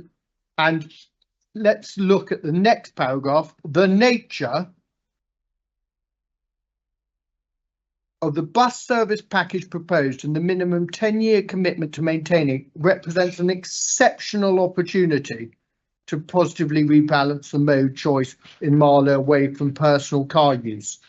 So again, let's look at this in your context of your evidence. You're saying to the inspector, the only way to judge this proposal is 84%. Rebalancing the mode choice in Marlow away from the personal car use inherently involves a shift towards more people not using their car, isn't it? Yes. Yes. So again, your evidence, you've got National Highways against you, Carousel also against you, aren't you? The evidence of the bus provider is clearly different to your evidence, isn't it? Because they do believe there'll be a positive rebalance in the mode choice away from the personal car, don't they? Carousel accept that there's a potential for increasing most shift away from the car by the improved bus service. We don't take issue with the bus service. But let's just look at what's said then. This is exactly what a vision-led transport strategy should be aiming to achieve. You see that? Sorry, no, I've just gone on to something else. Go back. But I haven't. Sorry, remind me of the reference again, please. Page. Penultimate paragraph at the bottom of page 4. Yes, and repeat the point, please. Yeah, the final sentence says, this is exactly what a vision-led transport strategy should be aiming to achieve. You see that?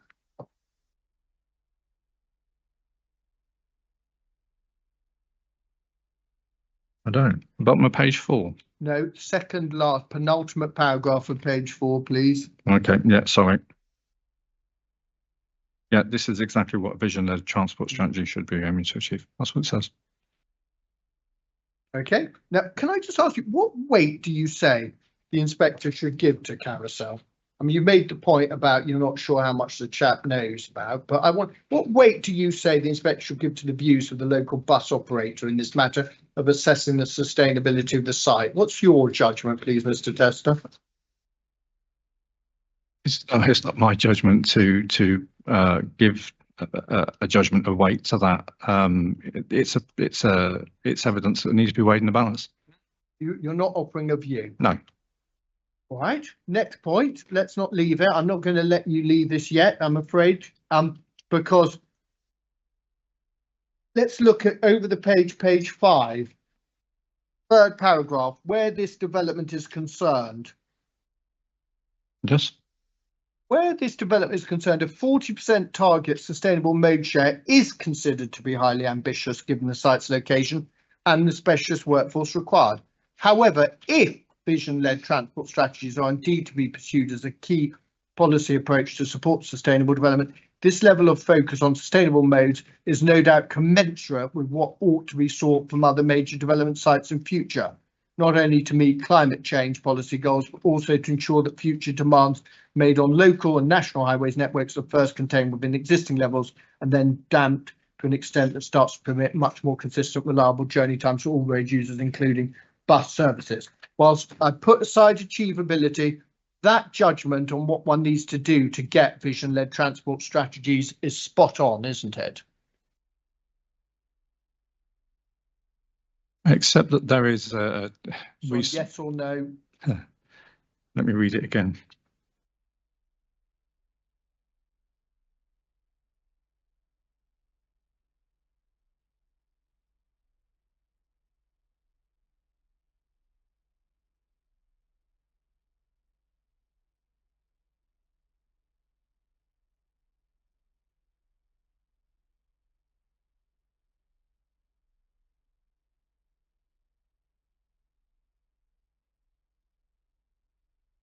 Yeah, repeat your question in that context. By quickly put aside your attainment point, we've all got that, but that expression of what a vision-led transport strategy should try and do is absolutely spot on, isn't it? Yes, a vision-led transport strategy should be trying to get single occupancy vehicles reduced. Yeah, then go on just down and to ignore the predict and provide, because we all know what that means. Then start with the paragraph, the application acknowledges a level of flexibility will be needed post-op implementation. And could you go to the bottom sentence in bold? Now, the carousel buses as the principal bus network operating Marlow, these provisions could be expected to be even more effective in leveraging the highest level of service to both the site and wider area.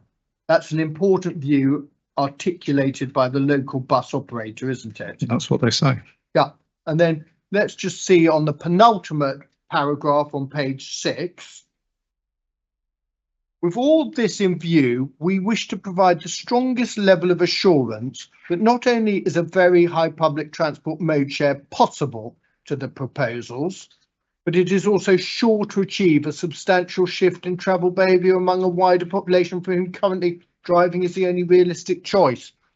The proposals demonstrate strongly that trip demands from the proposals, as well as from the wider Marlow area, will benefit from a transformative public transport offer, whether considering in terms of bus service frequency, speed, directness and range of key destinations. So again, we can record, can't we? They're sure to achieve a substantial shift in travel behaviour is diametrically different to your view, isn't it, Mr. Tester?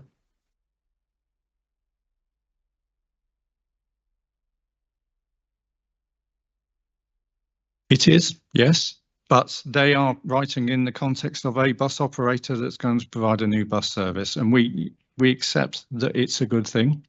What we say, I'm going to qualify if I may, what we do say in evidence is that the evidence from the other film studios is that this may not be achieved, and the consequences of that are the impacts on the highway network. Yes, don't deploy your stock answer, Mr. Tester. I wasn't asking you about that. The only thing I asked is we can record your evidence as diametrically different to the position, the view expressed by not just someone, the managing director of Carousel, isn't it? We see Mr. Marion is the managing director of the operator. Who awarded Carousel the bus contract? Was it Bucks? I don't know. I've not parted for that. Tell me, enlighten me, who does award these contracts for operating local bus services? I'm not involved in passenger transport provision for the local authority. I can't say what goes on. Can we agree it's either Bucks or the government? I mean, someone must appoint. I don't know. You generally don't know. I would imagine that it's a contract appointed through Buckinghamshire Council. I have no knowledge of it. I have no part of it. I don't know. Okay, so you don't know. Can I? All right. I'll ask Mr. Dix to answer that then. Right, next, walking. You've accepted that what the proposal will do, if permission's granted to the Volvo bridge, and I think I would describe subject to various wrinkles, etc., the general position bucks as they accept that the proposal is a qualitative improvement to the walking route at the south. Yes, it's better than what's there. We can agree, and you agreed earlier, that the northern route is better than what's there. Whilst not perfect, it's better than what's there. Yes, it's better than what's there, but what's there at the moment doesn't serve a substantial new development. It's also right, isn't it, that there are improvements, as we discussed, on the A145. For 155, there are improvements at Westhorpe Interchange. There's upgrade to the crossing on Little Marlow Road, isn't there? Post-development makes it easier to cross the A4155. Whereabouts are we talking? Bodmore Lane? Yes. Yes. We're also right, aren't we? Yeah,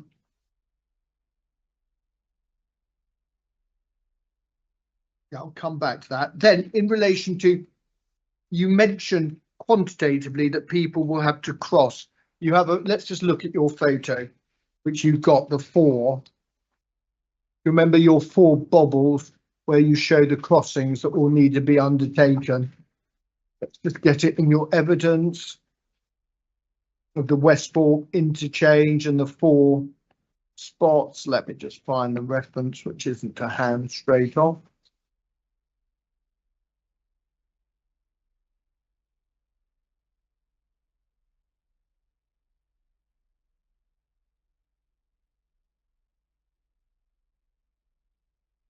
It's page 68. Thank you so much. There we are, yeah.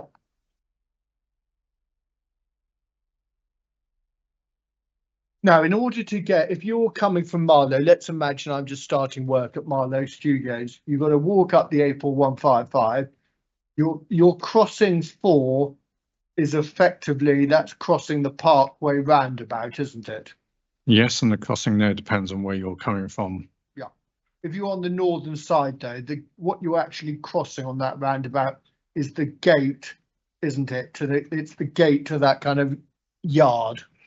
Yes, although if you came from Wiltshire Road or along Parkway, then you'd have to cross the A4155. Yeah, but you could yes, absolutely. But then, okay, all right, we'll call that your crossing 1. Then the next crossing 3, that's where there's a proposed toucan, isn't it? Yes. Token crossing 2 has the same arrangement, a toucan. That's correct. How do you cross at the moment? You cross uncontrolled, as we looked at on site. Well, I'm sorry, I don't know much, but tell me this. I imagine a toucan crossing is probably the safest means of crossing a carriageway, isn't it? Because effectively the cars are held there. There's a red light, effectively. It's a signal control crossing. Signal control. More than that, isn't it? Toucan, doesn't it have? Well, in most places, it has the nice conventional man or woman crossing, or sometimes if you're for different places, you sometimes have a symbol, another symbol, but basically you're told when a green light indicates when to cross, doesn't it? Right.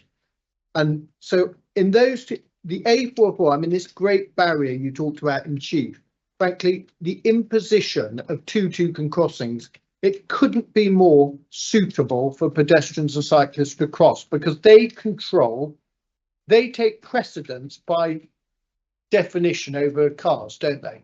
Yes, although you have to wait and it causes delays. And again, it's just an interruption to your route. But they are safer than the uncontrolled position. But Mr. Tester, I mean, I'm sorry, I'm just trying to get to the test of judgment on qualitative. The fact that I have to wait at a toucan crossing, do you really feel that is a disincentive for crossing a road? You need to look at it as a whole. It's the whole route, as the quality and the environment of the whole route. You can't just focus on one particular point. No, there's no way. I can't put a general proposition to you. The route's great. I want to deal with each element. Yep. If I cannot believe there's a pedestrian in the world who thinks when they're at home, I'm not going to do this route because I've got to utilise a toucan crossing. What's better in your judgment than a toucan crossing? On the assumption, sorry, just let me finish. On the assumption there is a road there, and we're not building another a Saab bridge, for argument's sake. What's better than a toucan crossing? A grade separated crossing. Exactly. On the basis we're not offering a Saab bridge or a Mercedes bridge or whatever one terms it. a grade, how much would a grade crossing cost? Just tell me. I don't You'd know. need two, wouldn't you? You need three. You need one at the site access as well. Again, it's not just about the costing. No, but Mr. Tester, not once have you said to Mr. Dix or his colleagues at Waterman's, the only solution we'll look at is grade crossing of the Westthorpe interchange, have you? No, because that's not what's been proposed. No, but yes, but you could easily say, well, no one that, My role is to consider what's proposed as part of the planning application. and then let's also deal with the cycling point, and I'm really struggling with your cycling point because the LTN 120, it's not standards, is it? It's guidance. Highest it's put is guidance. It's guidance that it expects local authorities to adhere to. Where has there been an endorsement? Where do I see in policy? Does the development plan tell me anywhere that proposals will be judged onto the degree they comply or not with the guidance in LTN 120? The LC whip, I think, confirms that we expect things to comply or schemes to comply with LTN 120 as an authority. What does the LC whip? Yes, Yeah, what's that? What's its status? The LC, it's a draft at the moment. exactly. But the MPPF is also, again, we go back to the requirements of the MPPF about safe and suitable access and high quality and complying with relevant guidance and standards. So can we agree that no formally adopted policy by Bucks says that LTN 120 guidance must be followed? No, but it's the best practice that's available to the industry. Yeah, but you know the policy needs to be transparent and tell everyone how their applications are going to be dealt with. Nowhere have Bucks, I haven't seen a minute, a note, an agenda or anything where Bucks tell the Mr. Dixes of this world that LTN 120 will be used like you have deployed it in this case as a gateway test. Is there? There isn't a policy, no, Right. but even your own submissions to the various transport statements and updates all refer to LTN 120 as being the relevant guidance. That wasn't my question, and I'm not Well, going it's to be important diverted context. by you, Mr. Tester, alone. That next point on that, you did not seek a segregated route in your consultation response in April 24, did you? You were quite happy with pedestrians and cyclists being on the same bit. I mean, we can take 20 minutes looking it up, but Mr. Dix tells me in the firmest way, your position or Bucks's position in April 24 was to accept a non-segregated route. And I think your head shape, which the inspector can't see. I'm going to answer the question. So I think that it's about providing the context of where we got to in terms of the way my proof takes you through LTN 120. We do conclude that LTN 120 does say that pedestrians, cyclists should be separated from pedestrians as a starting point. However, we don't go on to conclude that even if, because of the low levels of usage, a footway cycleway would be acceptable, that it still doesn't comply. Mr. Tester, this is just, I was aiming, well, I'm certainly not now, but that's nothing to do with my question. The only thing I asked you, just confirm for the inspector's benefit, in April 24, your judgment was that the route did not need to be segregated. That's right, isn't it? Would have to look it up again, but Really? yes. You can't recall? I've read so many All right, well, documents. I've got a little job for you over lunch. You come read back it. and Yes. tell us. Yes. Thank you. All right, next point. Also, at the highest the LTN is guidance. They are not standards, are they? Again, I think it's guidance that it compels local authorities to use. So that's not the question. I didn't ask you whether It's not a mandatory standard, no. Thank you. And let's just, what do you say in relation to the proposal, which you accept as an improvement? What is the difference? What's the practical consequences of what the appellants offer and what will be implemented in consent and what you say should be happened? The practical consequences, firstly, you have a bit more room, and secondly, pedestrians and cyclists are separated, aren't they? Yes, but you have to look at it all as in the round. This is all about achieving that mode share target and sustainable development. So you have evidence, do you, that there are going to be people Crikey, on Westthorpe Interchange, I'm going to have to share when I cycle to work at Marlow. Oh my goodness, I'm going to have to share the carriageway or share the route with pedestrians, like most of the route from Marlow at the moment. If you turn west into Marlow, and I'm a cyclist currently, how do I get? Is there a segregated section of cycle? Yes.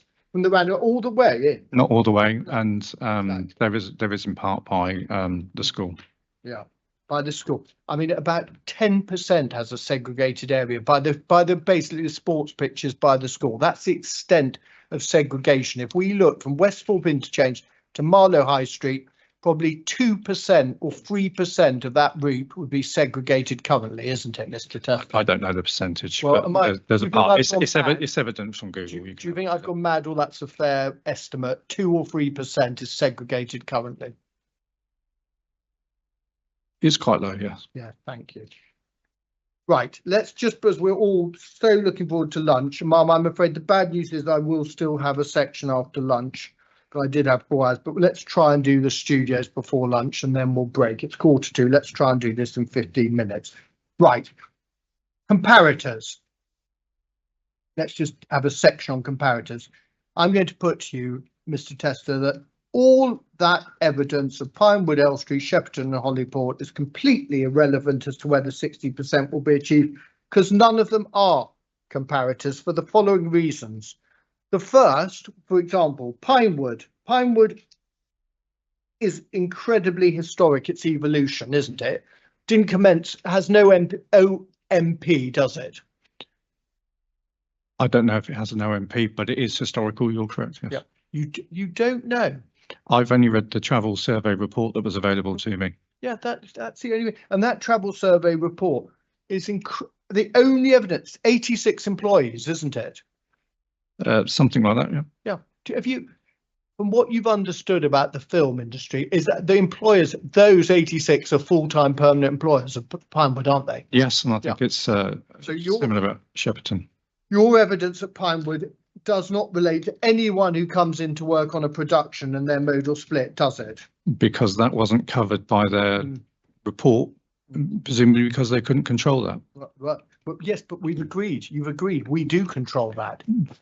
But you seek to control that, yes.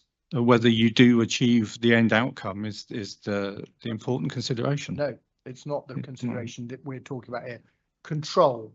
Forget achievement, control. You accepted before, the section 106 here controls everyone, doesn't it? You accepted that. It seeks to control everyone, yes. Well, no, not seeks. I don't think. Just let me finish, Mr. Tester, because you making that contention. There is no credible assertion by you that anyone lies outside that Venn diagram of control. Is there some mystical category of people you think that doesn't bite? If it does, if you're right, maybe you are. I'm sure Mr. Andrews has sharpened his pencil and will add them to ensure that we have everyone bitten by that clause. But credibly, you do not contend there's any category or class of persons that is excluded by that definition, do you? No. Thank you. Next point, Pinewood. It is accepted in the survey. Those surveys are early 22. There's an acceptance, isn't it, that the results were influenced by COVID? Yeah. They could have been partly influenced by COVID, although if you look at the table,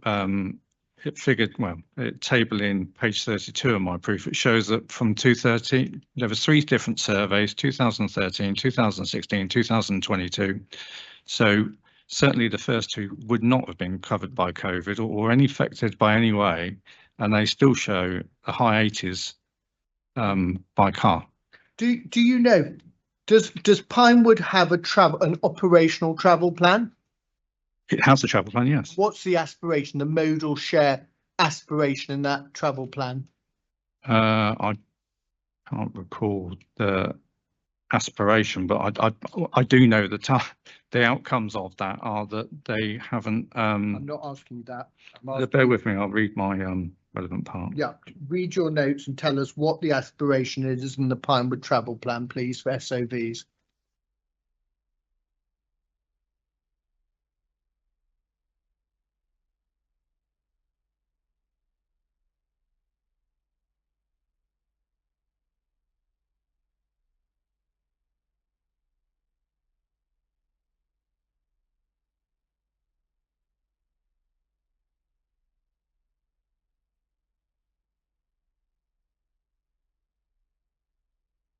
I'd have to go to the document, bear with me.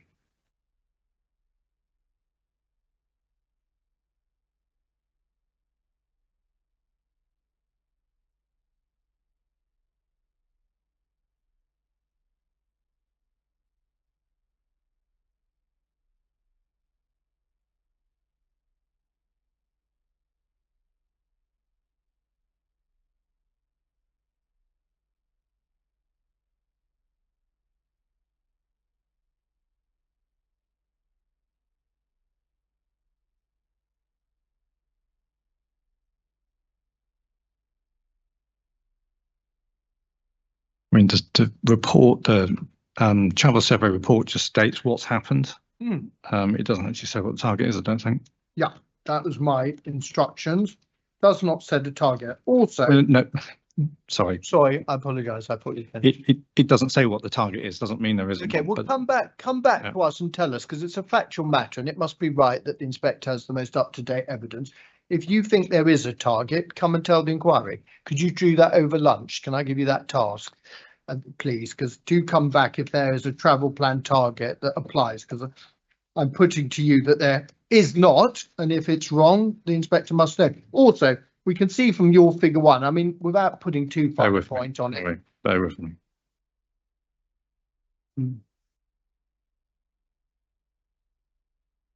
What am I bearing with you? Are you looking up a document? I'm making notes that I need to my that's research good. over Thank lunch. Yes, sorry. Great. Next point, Pinewood, figure 1, without being rude about Pinewood, but Pinewood, figure 1. I mean, Pinewood's in Siberia, isn't it? What's near Pinewood? We had the evidence of Julie Cook telling us basically residential roads. Where do you go for a shop in Pinewood? Where do you go for a coffee? Where do you go for any facilities? I think there is a shop in the middle of Pinewood. Okay, that one shop. Yeah, there are some local Massive. facilities, but there are, as I understand it from the travel survey report, there are canteens and stuff on site for people to use. Yeah. Okay. Shuttle bus you list at 4.3. Well, tell me about the shuttle bus frequency and where it goes to. What is the shuttle bus service at Pinewood currently? So the shuttle bus goes to local railway stations. Yep. How often? Bear with me.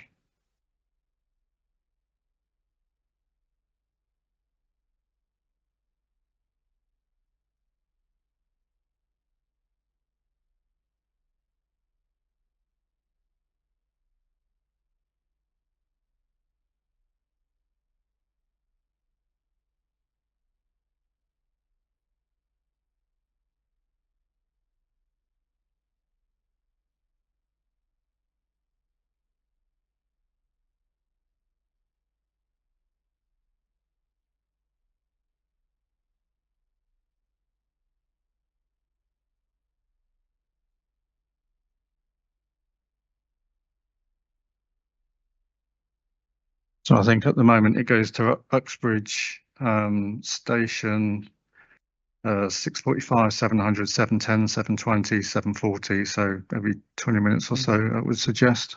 Yeah, and that station, let's just be clear, as you say the railway station is 5.1 kilometres away, don't you? That's what I say. Yeah. Thank you. And then we also know, tell me, I mean, in simple terms, I don't know what the inspector can learn from Pinewood. It's not a comparator because they have none of the only thing it's got in common with Marlow. It's a film studio. It's a bit like comparing my Rolls Royce with your Mini, isn't it? No. I mean, they're both cars, brilliant. But what do you say is comparative beyond being a film studio from Pinewood to what is proposed in the post-consent world of Marlow, Mr. Tester? I say it's the nature of the use, how it operates or how it's likely to operate. It has got a shuttle bus. It's a consideration, and the important thing is it's a film studio and it's a comparator that we say because the use as recognised in other film studio submissions is fairly bespoke and unique in terms of the nature. Is Pinewood within Bucks? Yes. Yeah. Did the local authority seek an OMP in relation to Bucks? When was phase 3 granted consent? It's in my table. Was it not in 22 or 20? I didn't deal with that application. But you must have asked whether there's an OMP. Do you know, is there an OMP in place for, but did Bucks grant a consent in 23 or 22 for Pinewood seeking an OMP?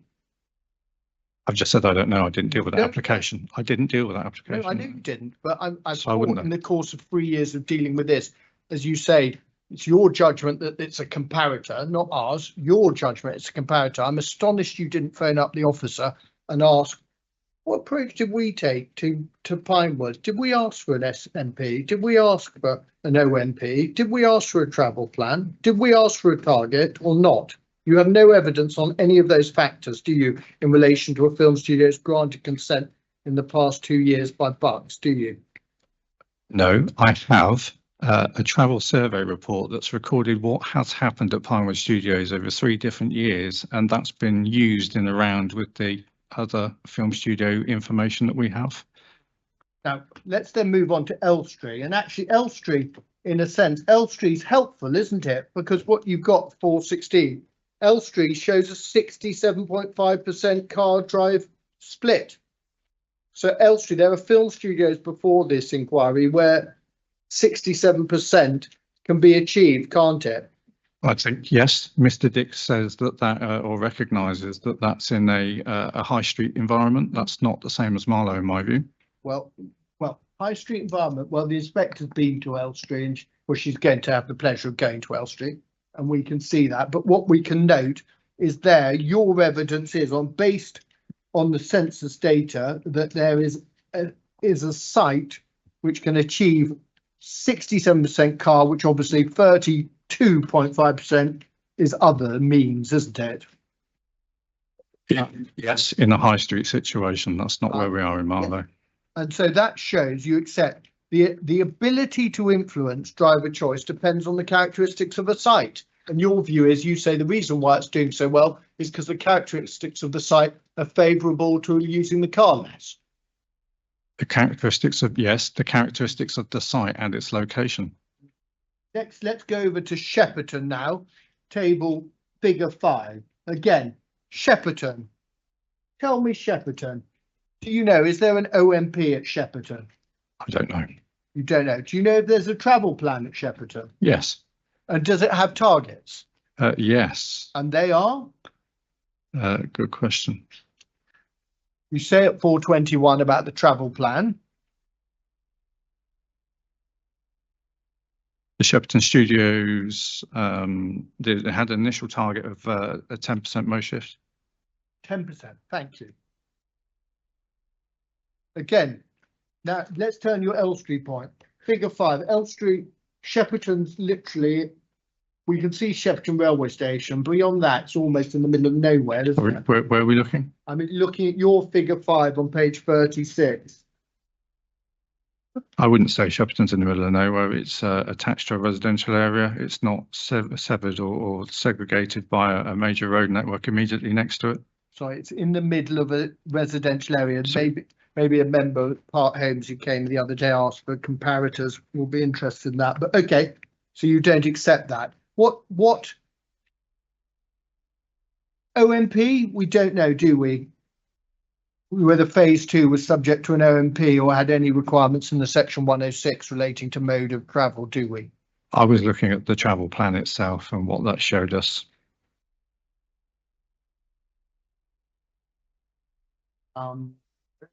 See what you say.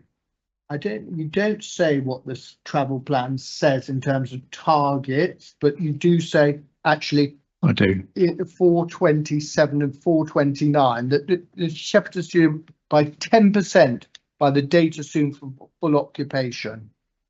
So that's going at Shepperton. They've got a 91% modal share, don't they? In that location, frankly, without the travel plan, the dominance of the car is greater than the census here at 84%. More people drive in the vicinity of Shepperton than they do here, don't they? You're starting from a higher base. The Shepperton was an employee mode share travel survey, so that's not the baseline work work mode share for the area. That's what happened at the film studios. Exactly. So your contention, I thought this was common ground, is that the general census here, we're starting from a baseline of 84%. We are, yes. And at Shepperton, my point is we're starting from a baseline of 91%. 7% more people are driving in and out of Shepperton than you accept the census shows in 2011 here. Yes, the Shepperton surveys show that up to 91% of people travel by car to the film studios. Do you know, have you looked, did Shepperton 2 have a vision and validate approach in their planning application? Have you looked at that? I haven't looked at all the planning applications. Again, let's then move on to Hollyport. Can we agree that there are no specific targets in Hollyport, are there? They say that, I think it's difficult. Let me just read this. Sorry. They say a typical employment travel plan doesn't fit comfortably with a film studio. There is no realistic basis on which such targets could reasonably be based, given the revolving door of production personnel and the difficulties of conducting monitoring surveys. Yeah, that was their view. That's what they say. Yeah. Yeah, absolutely. But so we can agree, Hollyport, because they say it's too different, no OMP, no targets, no section 106, no travel plan seeking targets either, based on that, what they say there. They say yes, no, just agree the factual position, then you can say what they say. But no, they don't set targets because they say they're basically too difficult. And then can we just, because of the use, sorry. Last two, let's just deal with Leavesden. There, Leavesden exceeds, does it not, a 62% SOV, which has been accepted by the Highway Authority in the context of Leavesden. So where are you taking me to? Doesn't Mr. Dix make this reference?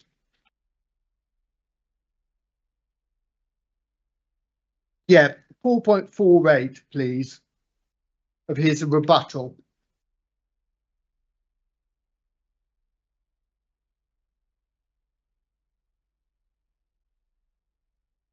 Page 25.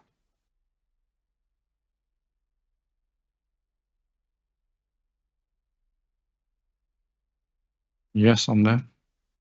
Do you see Mr.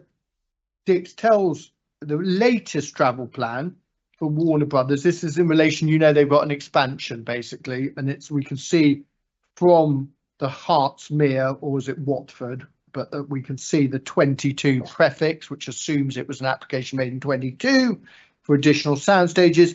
This included a target, their travel plan of 62% single occupancy vehicles, which was accepted by the local highway authority.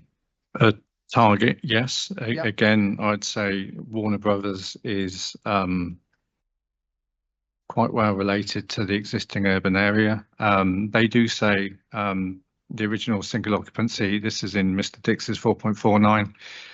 So it has the original single occupancy of the studios being 88%, which by 2021 had reduced to 77%. That 77% are clearly still in excess of what is sought at Marlow. Now, have you also, frankly, Mr. Dix makes the point, what about Wickham? Have you talked to your colleague at Wickham Studios and what was accepted there? Do you know anything about Wickham, which is another Bucks Film Studios permission? No. No, okay. You don't know what was sought or required by your comparative officer? I mean, that's an application that we know was permission determined in the past 2 or 3 years, wasn't it? If you don't know, you don't know. No, I don't know. Okay. I don't know the answer. Thank you. Sorry.